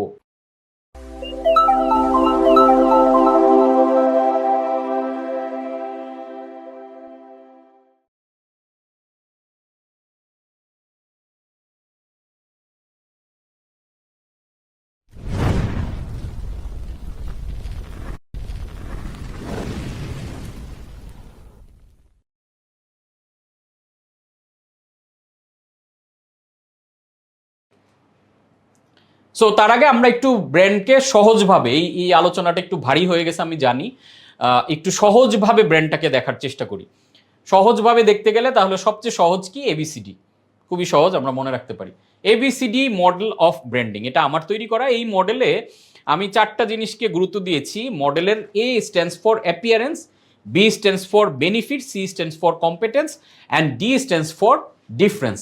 যারা আমাদের বিজনেস ফান্ডামেন্টাল কোর্সটা করেছেন ওইখানেও আমার এই স্লাইডটা পেয়েছেন, বাট ওইখানে আমরা একটা ছোট্ট আলোচনা করেছি।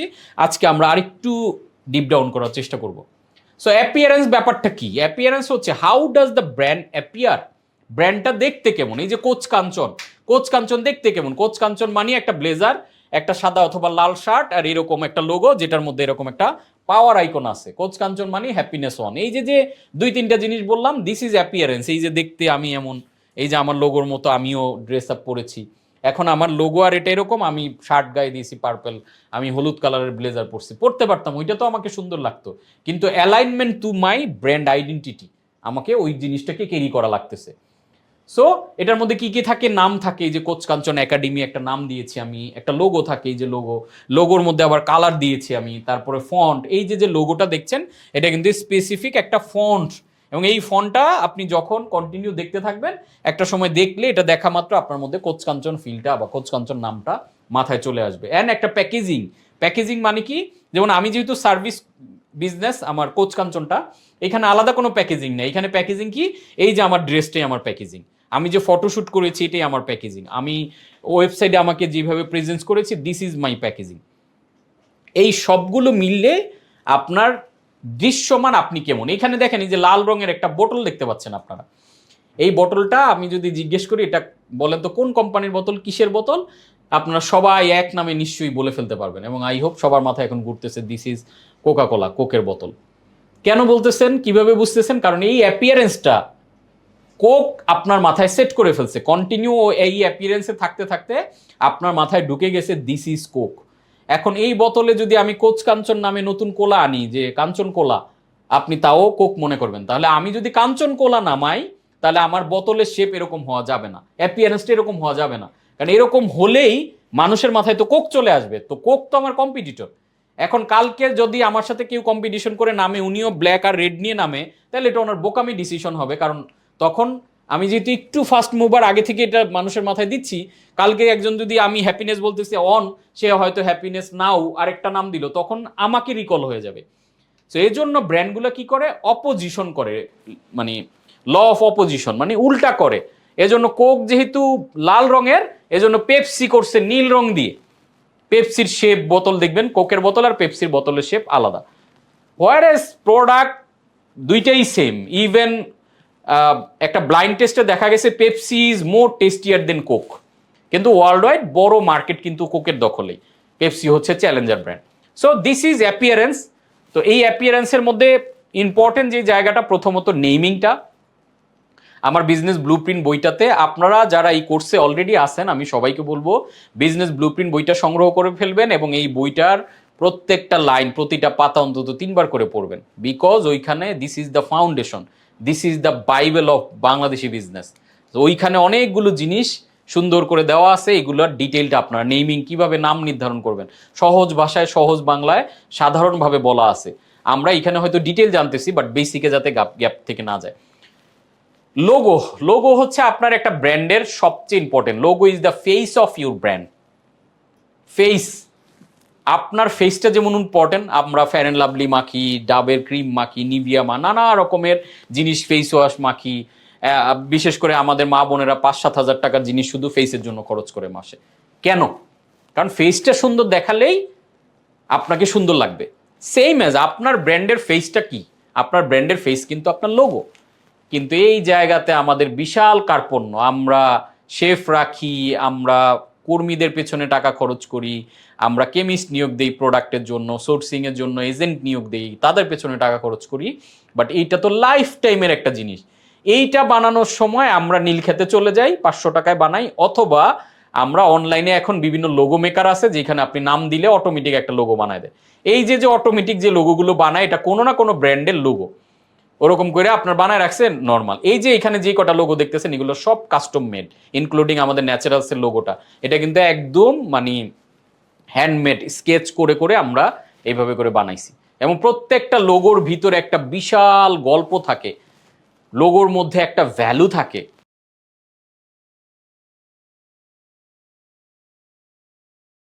এই জিনিসগুলো আপনি যদি এরকম ওই 200 টাকা 100 টাকায় যে লোগোগুলো বানায় বা অনলাইন থেকে ডাউনলোড, এটার পেছনে কিন্তু কোনো গল্প নাই, এটার পেছনে কোনো ব্রিফ নাই, যেটার কারণে আপনি এটাকে ডেসক্রাইব করতে পারবেন না। এই লোগোর এই যে ব্রিফটা থেকেই ব্র্যান্ডের পাওয়ারটা শুরু হয়। This is the power house, this is the foundation. যে আমরা এরকম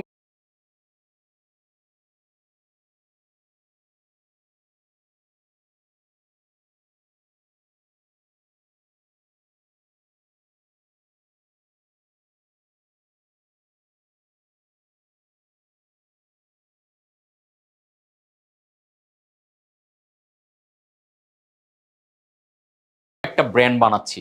সো আমরা যদি কয়েকটা লোগোর একটু ব্রেকডাউন দেখেন, এই যে লোগোর সাথে যেটা আসবে প্যাকেজিং।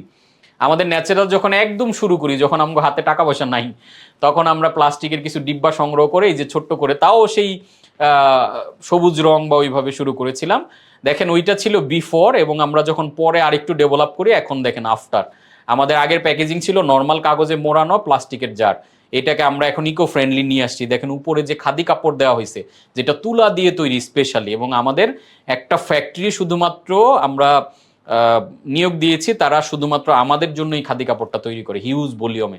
কারণ নর্মাল অন্য ফ্যাক্টরি কুলাতে পারে না, তারা শুধু এখন আমাদের এই কাপড় উৎপাদন করে। দেন উপরে ওই যে দেখেন সাদা এবং সবুজের আমরা একটা সুতা মেক করে আনছি নিজেরা, স্পেশালি কাস্টম মেড, এবং এটা বেঁধে দিচ্ছি। তারপরে এই যে এখানে যে র্যাপিং পেপারটা দেখতে পাচ্ছেন, যেটা দিয়ে কাগজে মোড়ানো হয়েছে, এটা কিন্তু বায়োডিগ্রেডেবল, মানে এটাকে আপনি মাটিতে দিলে মিশে যাবে খুব দ্রুত, এবং ইকো ফ্রেন্ডলি এটা প্যাকেজ। তারপরে গ্লাস জারে আমরা পুরো জিনিসটা দিচ্ছি। তো দেখেন এই যে দুইটা প্রোডাক্টের যে লুক অ্যান্ড ফিল, দুইটা প্রোডাক্টের প্রাইসিং, এইটাতে আমাদের কস্টিং বেশি যাচ্ছে, আমাদের খাটনি বেশি যাচ্ছে, বাট এটাতে দুইটা লাভ হচ্ছে। আমাদের ব্র্যান্ডিং হইতেছে, মানুষ মার্কেট থেকে আমাদেরকে আলাদা করে ফেলতে পারতেছে। এই যে টুপি পরাইছি, আমাদের ফ্যাক্টরির লোকজন বা আমাদের টিম মেম্বাররা, অনেক ডিরেক্টররা শুরুতে বল, স্যার এত ঝামেলা যে লাভ কি, ওইটার দাম তো আমি 10 টাকায় পারতেছি, এটা তো আমার 25 টাকা খরচ হয়ে যেতেছে প্যাকেজিংয়ে, এই কাগজ যে এত ভ্যালুয়েবল দিচ্ছে, এটাকে মানুষ বোঝে? ভাই মানুষ তো কোনো ব্র্যান্ডেরই কিছু বোঝে না, আপনি বোঝেন কিনা? যখন আপনি বোঝেন, আপনার টিম বোঝে, তখন এটার প্রতি যত্নটা বেড়ে যায়। এবং এই যত্নটা যখন বাড়ে এবং এটা যখন আমরা কমিউনিকেট করি, এইটা থেকেই মানুষের মাথায় একটা ধারণা তৈরি হয়। এটা কি করেছে, মার্কেটের বাকিদের থেকে টোটালি আলাদা করে দিয়েছে, আমাদের ফুললি আলাদা করে দিছে। এখন আমাদের দেখা দেখি অনেকে এরকম এখন টুপি বানতেছে, এই টুপির কোনো মজেজা নাই, এটার কোনো আলাদা খাইতে পারবেন না খুলে, কিন্তু এটা কি করতেছে, আমাদের বাকি প্রোডাক্ট থেকে আমাদেরকে টোটালি আলাদা করে দিচ্ছে। সো এই গ্লাস জার, এই যে প্রেজেন্ট, একদম সিম্পল, মানে অর্গানিক একটা কাগজের মধ্যে দেওয়া হয়েছে, খুবই সিম্পল ডিজাইন, কালার টালার কিচ্ছু নেই। আপনি দেখেন তারপরও এটা কি করছে, ডিফারেন্স ক্রিয়েট করছে। হ্যাঁ, এখন আপনি যদি এটার বিপরীতে ব্র্যান্ড না মান, তাহলে আপনি আপনি আবার এরকম হুবহু করলে কিন্তু তখন আবার মানুষের ন্যাচারালসটা রিকল হবে। আপনি এটা উল্টা করবেন, আপনি হয়তো সুপার ডুপার কালারফুল একটা কিছু করবেন। আমি যদি এখন ন্যাচারালসের বিপরীতে দাঁড় করাই, তাহলে আমি দেখবো ন্যাচারালস কি কি করতেছে, এর মধ্যে ফাঁকা কি কি আছে, এর উল্টা পথে কি কি করা যায় আমি সেগুলো করব। That's the process. সো এখানে আমরা দেখেন লোগোগুলো যখন দেখছিলাম, খেয়াল করে দেখেন, ন্যাচারালস সযত্নে রাখি সবার জীবন। এই যে ন্যাচারালসের পাতার মতো যে আইকনগুলো দেখছেন, আমাদের কপি করে অনেকেই কাছাকাছি নাম দিয়ে এই লোগোর পাতাকে দিয়ে তাদের লোগো বানায়। তো এগুলো কপি, এটা ঠিক না। তো আমাদের এটা কিন্তু নিজেরা বিল করা, এবং এই যে প্রত্যেকটা পাতার যে আইকন, এই প্রত্যেকটার জন্য মিনিং আছে। লোগোর ব্রেকডাউন করলে এগুলোর প্রত্যেকটা আলাদা আলাদা মিনিং আছে। এই যে অ্যামাজন, অ্যামাজন দেখেন, এখানে আমরা হয়তো দেখতেছি যে সিম্পল একটা লোগো, অ্যামাজনের এ থেকে জেড, এটা কি বোঝাচ্ছে যে এ টু জেড অ্যামাজনের মধ্যে আপনি পাবেন। এই যে স্মাইলের একটা আইকন, তার মানে অ্যামাজন থেকে এ টু জেড সব অর্ডার করতে পারবেন, এবং দিন শেষে আপনি হ্যাপি থাকবেন অর্ডার করে জিনিসটা যখন আপনি ডেলিভারি পাবেন। তারপরে এই যে ইউসিবি ব্যাংকের একটা লোগো, ইউনাইটেড বুঝাচ্ছে, ওরা একটা হাতের সাথে আরেকটা হাত রেখে করেছে। এই যে ফেডেক্সের যে লোগোটা দেখতে পাচ্ছেন, এটা সিম্পল লোগো না। এগুলো যখন আপনি ব্রেকডাউন গুলো দেখবেন, একটু গুগলে সার্চ করলে আপনারা পেয়ে যাবেন, দেখবেন যে কত সুন্দর। এই যে ফেডেক্সের ই যে লেটারটা দেখতেছেন, এই ই এর মধ্যে নিচে আছে একটা চামচের মধ্যে, স্পুনের মধ্যে ওরা ইয়াটা দিচ্ছে, মানে সঠিক পরিমাপে ওরা আপনার কাছ থেকে জিনিসটা কি বলে নিয়ে নিচ্ছে। তারপরে আপনি দেখেন এইখানে ডি এর মধ্যে একটা চাকা আছে, তার মানে এই চাকাটা দিয়ে ওরা বুঝাচ্ছে কি যে আমরা গতিশীল। এবং এরপরে দেখেন ই এবং এক্স এর মাঝখানে একটা অ্যারো চিহ্ন আছে, এই অ্যারো চিহ্ন দিয়ে ওরা বুঝাচ্ছে গতি, যে তুমি যখন আমাকে দিবা ওই দিনে ডে, আমরা ওই দিনে নাইট, আমরা তোমার জিনিসটাকে দ্রুত পৌঁছে দিব। সো এই যে ওর পুরো লোগোর মধ্যে ওর ব্র্যান্ডের পুরো আইডিওলজি, পুরো হিস্ট্রিটা চলে আসছে। আজকে আমরা সযত্নে রাখছি সবার জীবন বলতেছি, এটা আমাদের এই লোগোর প্যাটার্নের মধ্যে আমরা কিন্তু পুরো গল্পটাকে নিয়ে আসছি। এই যে টয়োটার পেঁচানো পেঁচানো জিনিসটা দেখতেছেন, এই পুরো টয়োটা লেখাটা এই লোগোর মধ্যে কিন্তু আছে। এখানে প্রথমে যে টিটা দেখেন আছে, তারপর ওটা হচ্ছে রাউন্ড, তারপর ওয়াইটা এই যে নিচের পার্টের সাথে এই যে রাউন্ড গিয়েছে, এইভাবে কিন্তু এইভাবে আপনি প্রত্যেকটা লোগোর পেছনে একটা গল্প থাকে।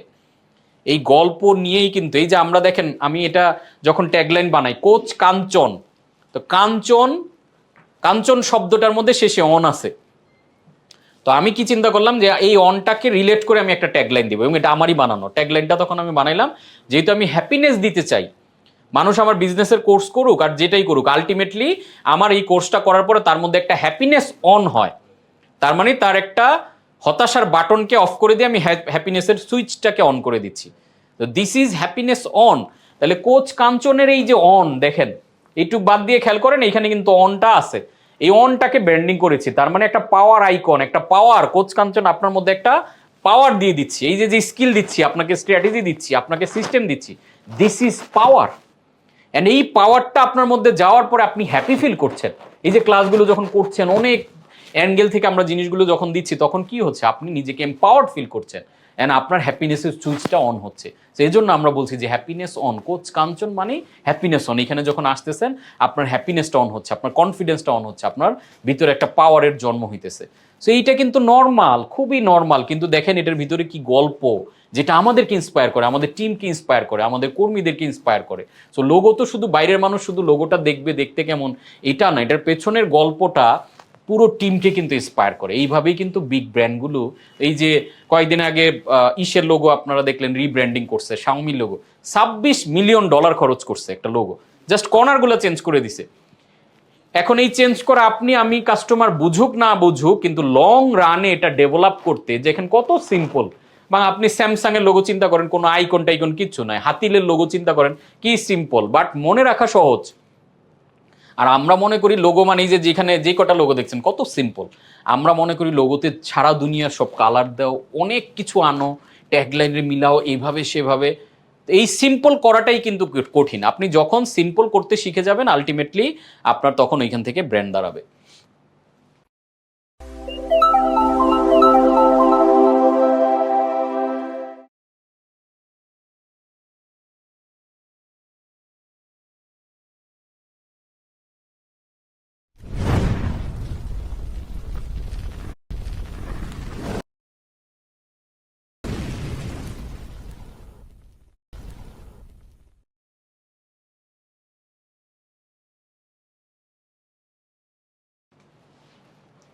সো আমরা কি চাই, আমরা এর পার্টটা নিয়ে এতক্ষণ কথা বললাম, অ্যাপিয়ারেন্স, দেন আমাদের কি দরকার, বেনিফিটস।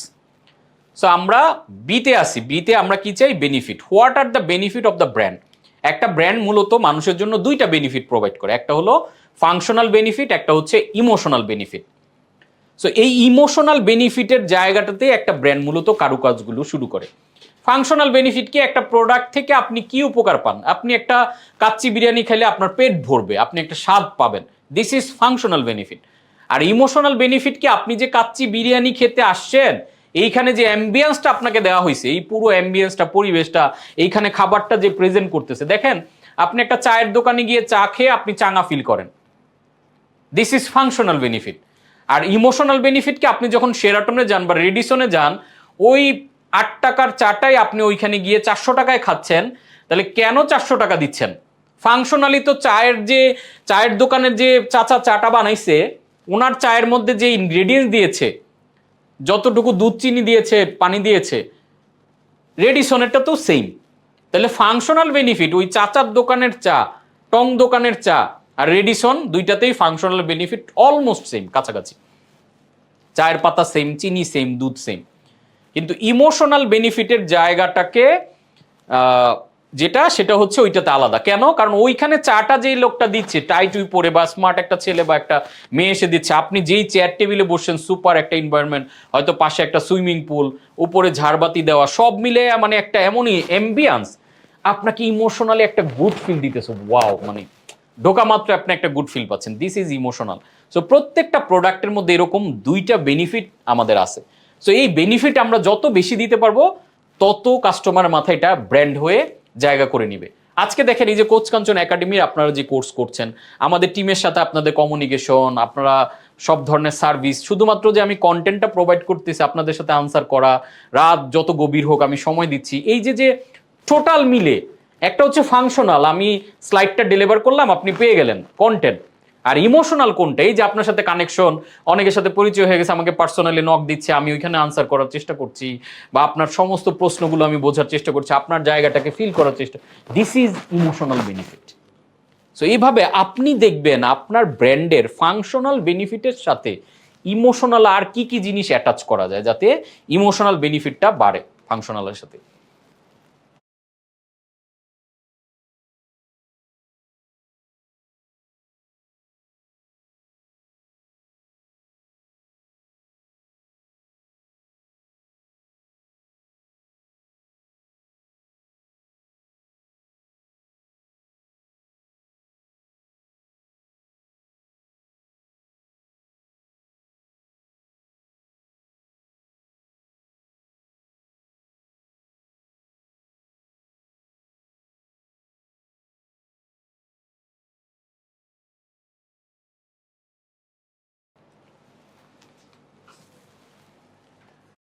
ইমোশনাল আর কি কি জিনিস অ্যাটাচ করা যায়, যাতে ইমোশনাল বেনিফিটটা বাড়ে ফাংশনালের সাথে।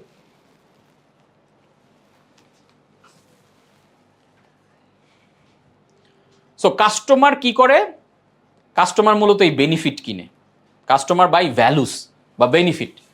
সো এই ভ্যালু জিনিসটা কি, ভ্যালু হচ্ছে কস্ট মাইনাস বেনিফিট। কাস্টমার আসলে টাকা খরচ করে ভ্যালুর পিছনে। যেই জিনিসের আপনার কাছে মনে হয় যে ভ্যালুটা অনেক বেশি, সেই জিনিসে আপনি বেশি টাকা দেন। আর যেই জিনিসে আপনার কাছে মনে হয় ভ্যালু অনেক কম, আপনি টাকা কম খরচ করেন। তো এই ভ্যালুটা আমরা কি ক্যালকুলেটর চেপে চেপে ভ্যালুটা বের করি? নো, এটা অটোমেটিক্যালি একটা ব্যাক ক্যালকুলেশন আমাদের মাইন্ডে হয়ে যায়। যে আপনারা এই কোর্সটাতে 10,000 টাকা দিয়ে জয়েন করেছেন, আপনাদের মাথায় কিন্তু একটা অটোমেটিক ব্যাক ক্যালকুলেশন চলে আসছে যে ইয়েস, এটাতে এই হয়তো ভ্যালু পাবো, ওনার বই পড়ছি, বিএফসি কোর্স করছি, সো ওটা আমার জন্য ওয়ার্থি। সেই ভ্যালুটা কিভাবে হয় ক্যালকুলেশন, আপনি দেখেন যে খরচটা কত, যে আমি এত টাকা খরচ করতেছি, এটার বিপরীতে বেনিফিটটা আমি কেমন পাবো।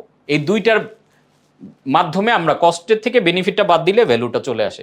ভ্যালু যদি বেশি হয় আমরা ওই প্রোডাক্ট দ্রুত কিনি, ভ্যালু যদি কম হয়, যে আমার কস্ট যত যাবে সেই তুলনায় বেনিফিট কম, আমরা সেই প্রোডাক্টটা কিনি না। তো এখন কস্ট কয় প্রকার এটা আমরা আগে একটু জানি, যে কস্ট, আগে তো কস্টটা জানতে হবে, তাহলে না এখান থেকে আমি বেনিফিট মাইনাস করতে পারবো। কস্ট হচ্ছে 4 ধরনের। আমরা যখন কোনো প্রোডাক্ট কিনি, আমরা এতদিন পর্যন্ত জানতাম যে শুধুমাত্র একটা কাস্টমার প্রোডাক্ট কিনলে মনিটারি কস্টটাই মনে হয় কস্ট। না, মনিটারি কস্ট 4টা কস্টের মধ্যে একটা মাত্র, অর্থাৎ একটা প্রোডাক্টের দাম 400 টাকা সে, তাহলে 400 টাকা হলো এটার মনিটারি কস্ট, খেয়াল করেন। দেন এই 400 টাকার প্রোডাক্টটা পেতে গিয়ে আমাকে কতটুকু টাইম কস্ট করতে হবে, দিস ইজ টাইম কস্ট। যেমন আপনারা এই 10,000 টাকার কোর্সটাতে জয়েন করে মনিটারি কস্ট হচ্ছে আপনাদের কত, 10,000 টাকা, প্লাস টাইম কস্ট হচ্ছে এই যে প্রত্যেকদিন রাত জেগে জেগে, একদিন পর পর আমাদের ক্লাসগুলো হচ্ছে রাত জেগে জেগে আপনারা যে টাইম কস্ট দিচ্ছেন, দিস ইজ টাইম কস্ট। যে আমার খরচটা শুধু চিন্তা করলে হবে না, এটার সাথে আপনি যে সময় দিচ্ছেন এটাও কিন্তু আপনার জন্য একটা খরচ। তারপর নাম্বার 3, এনার্জি কস্ট। আপনার যদি ধরেন এটা তো অনলাইনে হচ্ছে একরকম, এটা যদি কোনো ইন পার্সন প্রোগ্রাম হতো, ফিজিক্যালি কোনো একটা অডিটোরিয়ামে হতো, তাহলে কি হতো, এনার্জি কস্ট অনেক বেশি হতো। ঢাকার বাইরে থেকে জার্নি করে আসা লাগতো, এসে ওইখানে হয়তো আরো খাওয়া দাওয়া করতে গিয়ে খরচ হইতো, এনার্জি বেশি খরচ করা লাগতো। এখন কি ঘরে বসে আমরা হয়তো শুয়ে শুয়ে নিজের টেবিলে বসে নিজের মন মতো এনভায়রনমেন্টে করতে পারছি, তার মানে এটার এনার্জি খরচটা ইন পার্সন প্রোগ্রামের তুলনায় একটু কম। নাম্বার 4 হচ্ছে সাইকিক কস্ট। একটা প্রোডাক্টের সাথে কিন্তু সাইকোলজিক্যাল একটা কস্টের ব্যাপার আছে। কেন? আপনি দেখেন এই যে ব্রেনটাকে এখানে ইউজ করতেছেন, আপনার এই প্রোডাক্টটা কিনতে গিয়ে কতটুকু প্যারা লাগছে, কমেন্ট করতে হয়েছে কিনা, অথবা এই যে যে আপনার প্রসেসটা যদি অনেক জটিল হয়, তার মানে আপনার সাইকিক কস্ট, আপনার সাইকোলজিক্যাল কস্ট অনেক বেশি। আর প্রসেসটা যদি ইজি হয়, সাইকোলজিক্যাল কস্ট কম। এখন তাহলে এই 4টা কস্টের কম্বিনেশনে মেসেজটা কি সেন্ট্রাল? মেসেজটা হচ্ছে আপনার এই কস্টের পরিমাণ আপনি যত কমায় আনতে পারেন, তাহলে কি হবে, কাস্টমারের ভ্যালু বেশি পাবে। কারণ আমরা জানি value equals cost minus benefit. তাহলে আপনার মনিটারি কস্ট ধরেন আমার 10,000 টাকা, এখন টাইম কস্ট যদি এমন হইতো যে এই 10,000 টাকার কোর্সটা আপনাকে আগামী 6 মাস ব্যাপী প্রতিদিন করতে হবে, আগামী 180টা ক্লাস হবে, তখন অনেকেই হয়তো জয়েন করতেন না। কেন করতেন না? কারণ আমার এত দিন ব্যাপী এখানে সময় দেওয়ার মতো সুযোগ নাই। তার মানে টাইম কস্টে আপনার জিনিসটা কভার করতো না। আবার এনার্জি কস্ট, আপনার যদি এমন হইতো যে এই ক্লাসটা আপনাকে ইন পার্সন একদম ফিজিক্যাল একটা হল রুমে এসে এই রাতের বেলা রাত 2টা পর্যন্ত এসে করতে হবে, তখন এনার্জি কস্ট দেখতেন আপনার সুপার হাই। এত হাই এনার্জি কস্ট দিয়ে ভাই এটা আমার চলবে না। হ্যাঁ, মনিটারি কস্ট 10,000 ঠিক ছিল, কিন্তু টাইম কস্ট এনার্জি কস্ট হচ্ছে না। আবার সাইকোলজিক্যাল কস্ট, এই কোর্সে জয়েন করতে গিয়ে দেখা গেল আপনাকে একটা অ্যাসাইনমেন্ট জমা দিতে হবে, আমার কাস্টমার কেয়ারে আপনি খুঁজে পাচ্ছেন না, বারবার ফোন দিতে হচ্ছে, আপনি নিয়ম কানুন বুঝতেছেন না, আপনাকে অ্যাসেসমেন্ট করে অনেক জটিল ফর্ম টর্ম ফিল আপ করে একটা প্রসেসে আসতে হচ্ছে। তার মানে আপনার সাইকোলজিক্যাল কস্ট যদি বেশি হয়ে যেত, আপনি ওই ফর্ম ফিল আপ করতে করতে ক্লান্ত, দূর ক্লাসই করবো না, দূর বাদ। সো আপনি যখন কোনো প্রোডাক্ট নিয়ে কাজ করছেন ব্র্যান্ড বানানোর জন্য, আপনার ব্যাক অফ মাইন্ডে এই জিনিসটা খুবই স্পষ্টভাবে থাকা লাগবে যে আমার ক্লায়েন্টের আসলে কস্ট কিন্তু 4টা, নট একটা, মনিটারি না শুধু। আপনি এই কস্ট তাকে যত কমায় আনতে পারেন, টাইম কস্ট, আজকে ডোমিনোস পিজা কি করেছে, delivery in 30 minutes or free, আপনার টাইম কস্ট খুবই কম। আপনার অর্ডার করা লাগতেছে ওয়েবসাইটে, সুন্দর করে ক্লিক করে 2 ক্লিকে অর্ডার আপনার কাছে দিয়ে যাচ্ছে, তার মানে এটা টাইম কস্ট কম। একইভাবে ডোমিনোসের বাইরে অন্য একটা পিজার জন্য আপনাকে বের হইতে হয়, দোকানে যেতে হয়, তার মানে এখানে টাইম কস্ট, এনার্জি কস্ট এবং সাইকোলজিক্যাল কস্ট অনেক বেশি। ই কমার্স কেন পৃথিবীতে এত ডেভেলপ করলো? ই কমার্স ডেভেলপ করার পেছনে অন্যতম কারণ হচ্ছে টাইম কস্ট, এনার্জি কস্ট এবং সাইকোলজিক্যাল কস্ট ই কমার্সে অনেক কম। তখন মানুষ কি করে, মানুষ চিন্তা করে, ও আচ্ছা প্রোডাক্টটা দ্রুত পেয়ে যাব, আমার যাইতে হবে না, আচ্ছা আমার অর্ডার দিতেও ঝামেলা নাই, জাস্ট কাস্টমার কেয়ার একটা মেসেজ দিয়ে দিলে অর্ডার হয়ে যাবে, একটু টাকা বেশি নেক ভাই, এটাই আমার ভালো। তখন কিন্তু আপনি প্রাইস বাড়াইতে পারতেছেন। ধরেন মনিটারি কস্ট একটা প্রোডাক্টের 400 টাকা, টাইম কস্ট 200 টাকা, এনার্জি কস্ট 200 টাকা, সাইকিক কস্ট 200 টাকা, সব মিলে টোটাল কস্ট আসছে কত, 1,000 টাকা। এখন টোটাল কস্ট 1,000, কাস্টমারের মাইন্ডে ব্যাক ক্যালকুলেশনে দেখতেছে যে আমি ভ্যালু পাইতেছি 600 টাকার, ওই যে আগের হিসাব অনুযায়ী খেয়াল করে দেখেন, তখন কাস্টমার কিন্তু কিনবে না। অর্থাৎ value equals cost minus benefit, মানুষ কিন্তু তখন কিনবে না কস্ট যদি বেশি হয়। তাহলে এখন আপনি চিন্তা করে দেখেন, time cost, energy cost, psychological cost যদি আপনি জিরো করতে পারেন, তখন মনিটারি কস্ট একটু বেশি নিলেও মানুষ চিন্তা করবে, বাহ হ্যাসেল ফ্রি জিনিসটা সুন্দর, কিনে ফেলি। সো আপনি যখন প্রোডাক্ট ডিজাইন করবেন, প্রাইসিং ডিজাইন করবেন, তখন চিন্তা করবেন কাস্টমারের সময় যাতে, এই যে সাইকোলজিক্যাল, অনেকেই দেখবেন যে ফেসবুকে কমেন্টে প্রোডাক্টের প্রাইস জিজ্ঞেস করলে বলে না, এই ইনবক্সে আসুন, তার মানে এমনভাবে জিনিস করে যাতে মানুষ সহজে পায়, এমনভাবে করবেন। ইনবক্সে নক না করে ওইখানেই বলে দেন যে আপনার এত পার্সেন্ট ডিসকাউন্টে প্রোডাক্টের প্রাইস এখন এত, অর্ডার করতে এখানে ভিজিট করুন। তার মানে মানুষ যখন একটা প্রশ্ন করতেছে, রেলিভেন্ট আর কি কি প্রশ্ন তার থাকতে পারে 3টা অ্যান্সার সহ দেন। যেমন আমাদের এখানে যদি কেউ প্রশ্ন করে যে হ্যাঁ এই কোর্সের মূল্য কত, তখন আমাদের উত্তরের প্যাটার্নটা কি, এই কোর্সটি এত পার্সেন্ট ডিসকাউন্টে এখন মূল্য হচ্ছে এত টাকা, রেজিস্ট্রেশন করতে ভিজিট করুন এখানে, প্রয়োজনে কল করুন এখানে। এইভাবে যখন আমি আনসারটা দিচ্ছি তখন কি হইতেছে বলেন তো, মানুষ পরের আনসারটা আর জানা দরকার না। এখন জিজ্ঞেস করছে দাম কত, আপনি বললেন 900 টাকা, তখন মানুষ এখন বলবে যে ভাই তাহলে কিনবো কোত্থেকে, ভাই কিভাবে অর্ডার করব। তাহলে কিভাবে অর্ডার করব এই প্রশ্নটা আরেকবার করা মানে তার সাইকোলজিক্যাল কস্ট বাড়লো। তাহলে আমি তো জানি যে পণ্যের দামটা সে জিজ্ঞেস করছে বিকজ সে কিনতে চায়, তাহলে তাকে যদি আমি লিঙ্কটা দিয়ে রাখি যে এই লিঙ্কে সে অর্ডার করতে পারে, তার মানে তার psychological cost, energy cost, time cost কমে গেল। আর উল্টাভাবে আপনি যদি লেখেন যে ইনবক্সে আসুন, তাহলে তার time cost, energy cost, psychological cost কিন্তু বাড়লো। এই ইনবক্সে আসুন বলার কারণে সে আর আপনার কাছে আসলোই না। সো এই কস্টগুলো আমরা খেয়াল রাখবো, তাহলে আলটিমেটলি আমরা প্রাইস বেশি চার্জ করতে পারবো।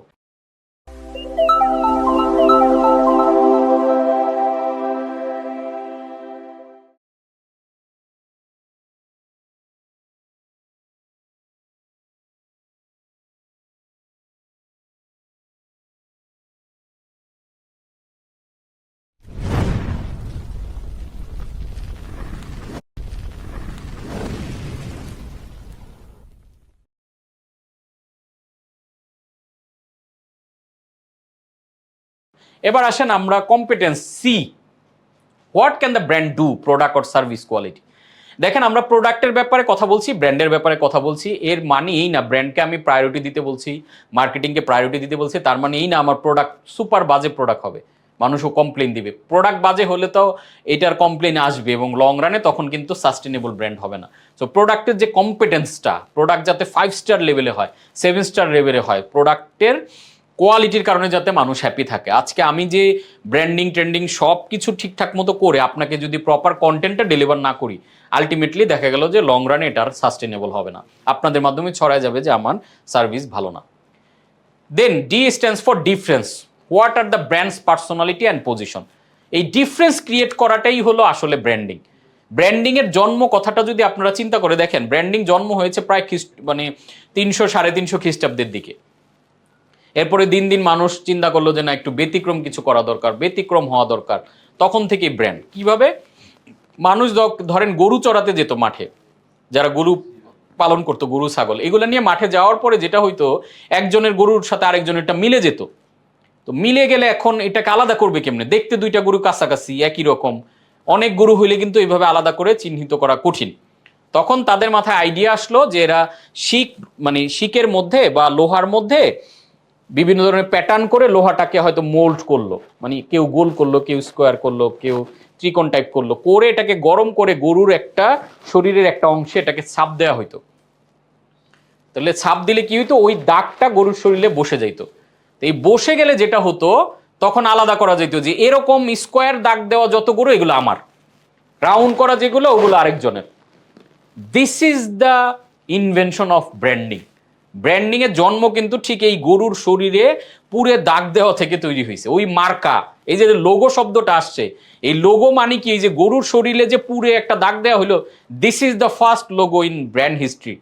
ওইখান থেকে কনসেপ্ট আসছে, যখন ইন্ডাস্ট্রিয়াল যুগ আসলো, যখন পণ্য ব্যাপক সম্প্রসারণ হইলো, তখন যেটা দেখা গেল একটা পণ্য থেকে আরেকটা পণ্যকে আলাদা করার ব্যাপার দরকার, নাহলে তো সবাই মার্কেটে চাল বিক্রি করতে আসছে, এখন সব চালই তো এক, মানুষ কাঠটা কিনবে। তখন একজন যদি আলাদা করে যে আমার চালটা অমুক চাল, এই চালের মধ্যে এই স্পেশাল এটা আছে, এই যে আমি চালটাকে আমার লোগো দিয়ে, কালার দিয়ে, প্যাকেজিং দিয়ে আলাদা করলাম, দিস ইজ দ্য ডিফারেন্স। এবং এটাই কিন্তু ব্র্যান্ডিং। তো এই যে এই ডিফারেন্সটা এখন ক্রিয়েট হতে হতে এটার শুধুমাত্র আইডেন্টিটি, প্যাকেজ, কালার এগুলোর মধ্যে সীমাবদ্ধ নাই, এখন চলে আসছে আরো ইনার সাইডে, আরো ডেপথে চলে আসছে, যেই ডেপথের নাম হচ্ছে পার্সোনালিটি অ্যান্ড পজিশনিং। সো যখন আমরা ব্র্যান্ডকে পার্সোনালিটি দিয়ে, পজিশনিং দিয়ে আলাদা করতে পারবো, তখনই কিন্তু ডিফারেন্সটা আসলে প্রপারলি ক্রিয়েট হবে।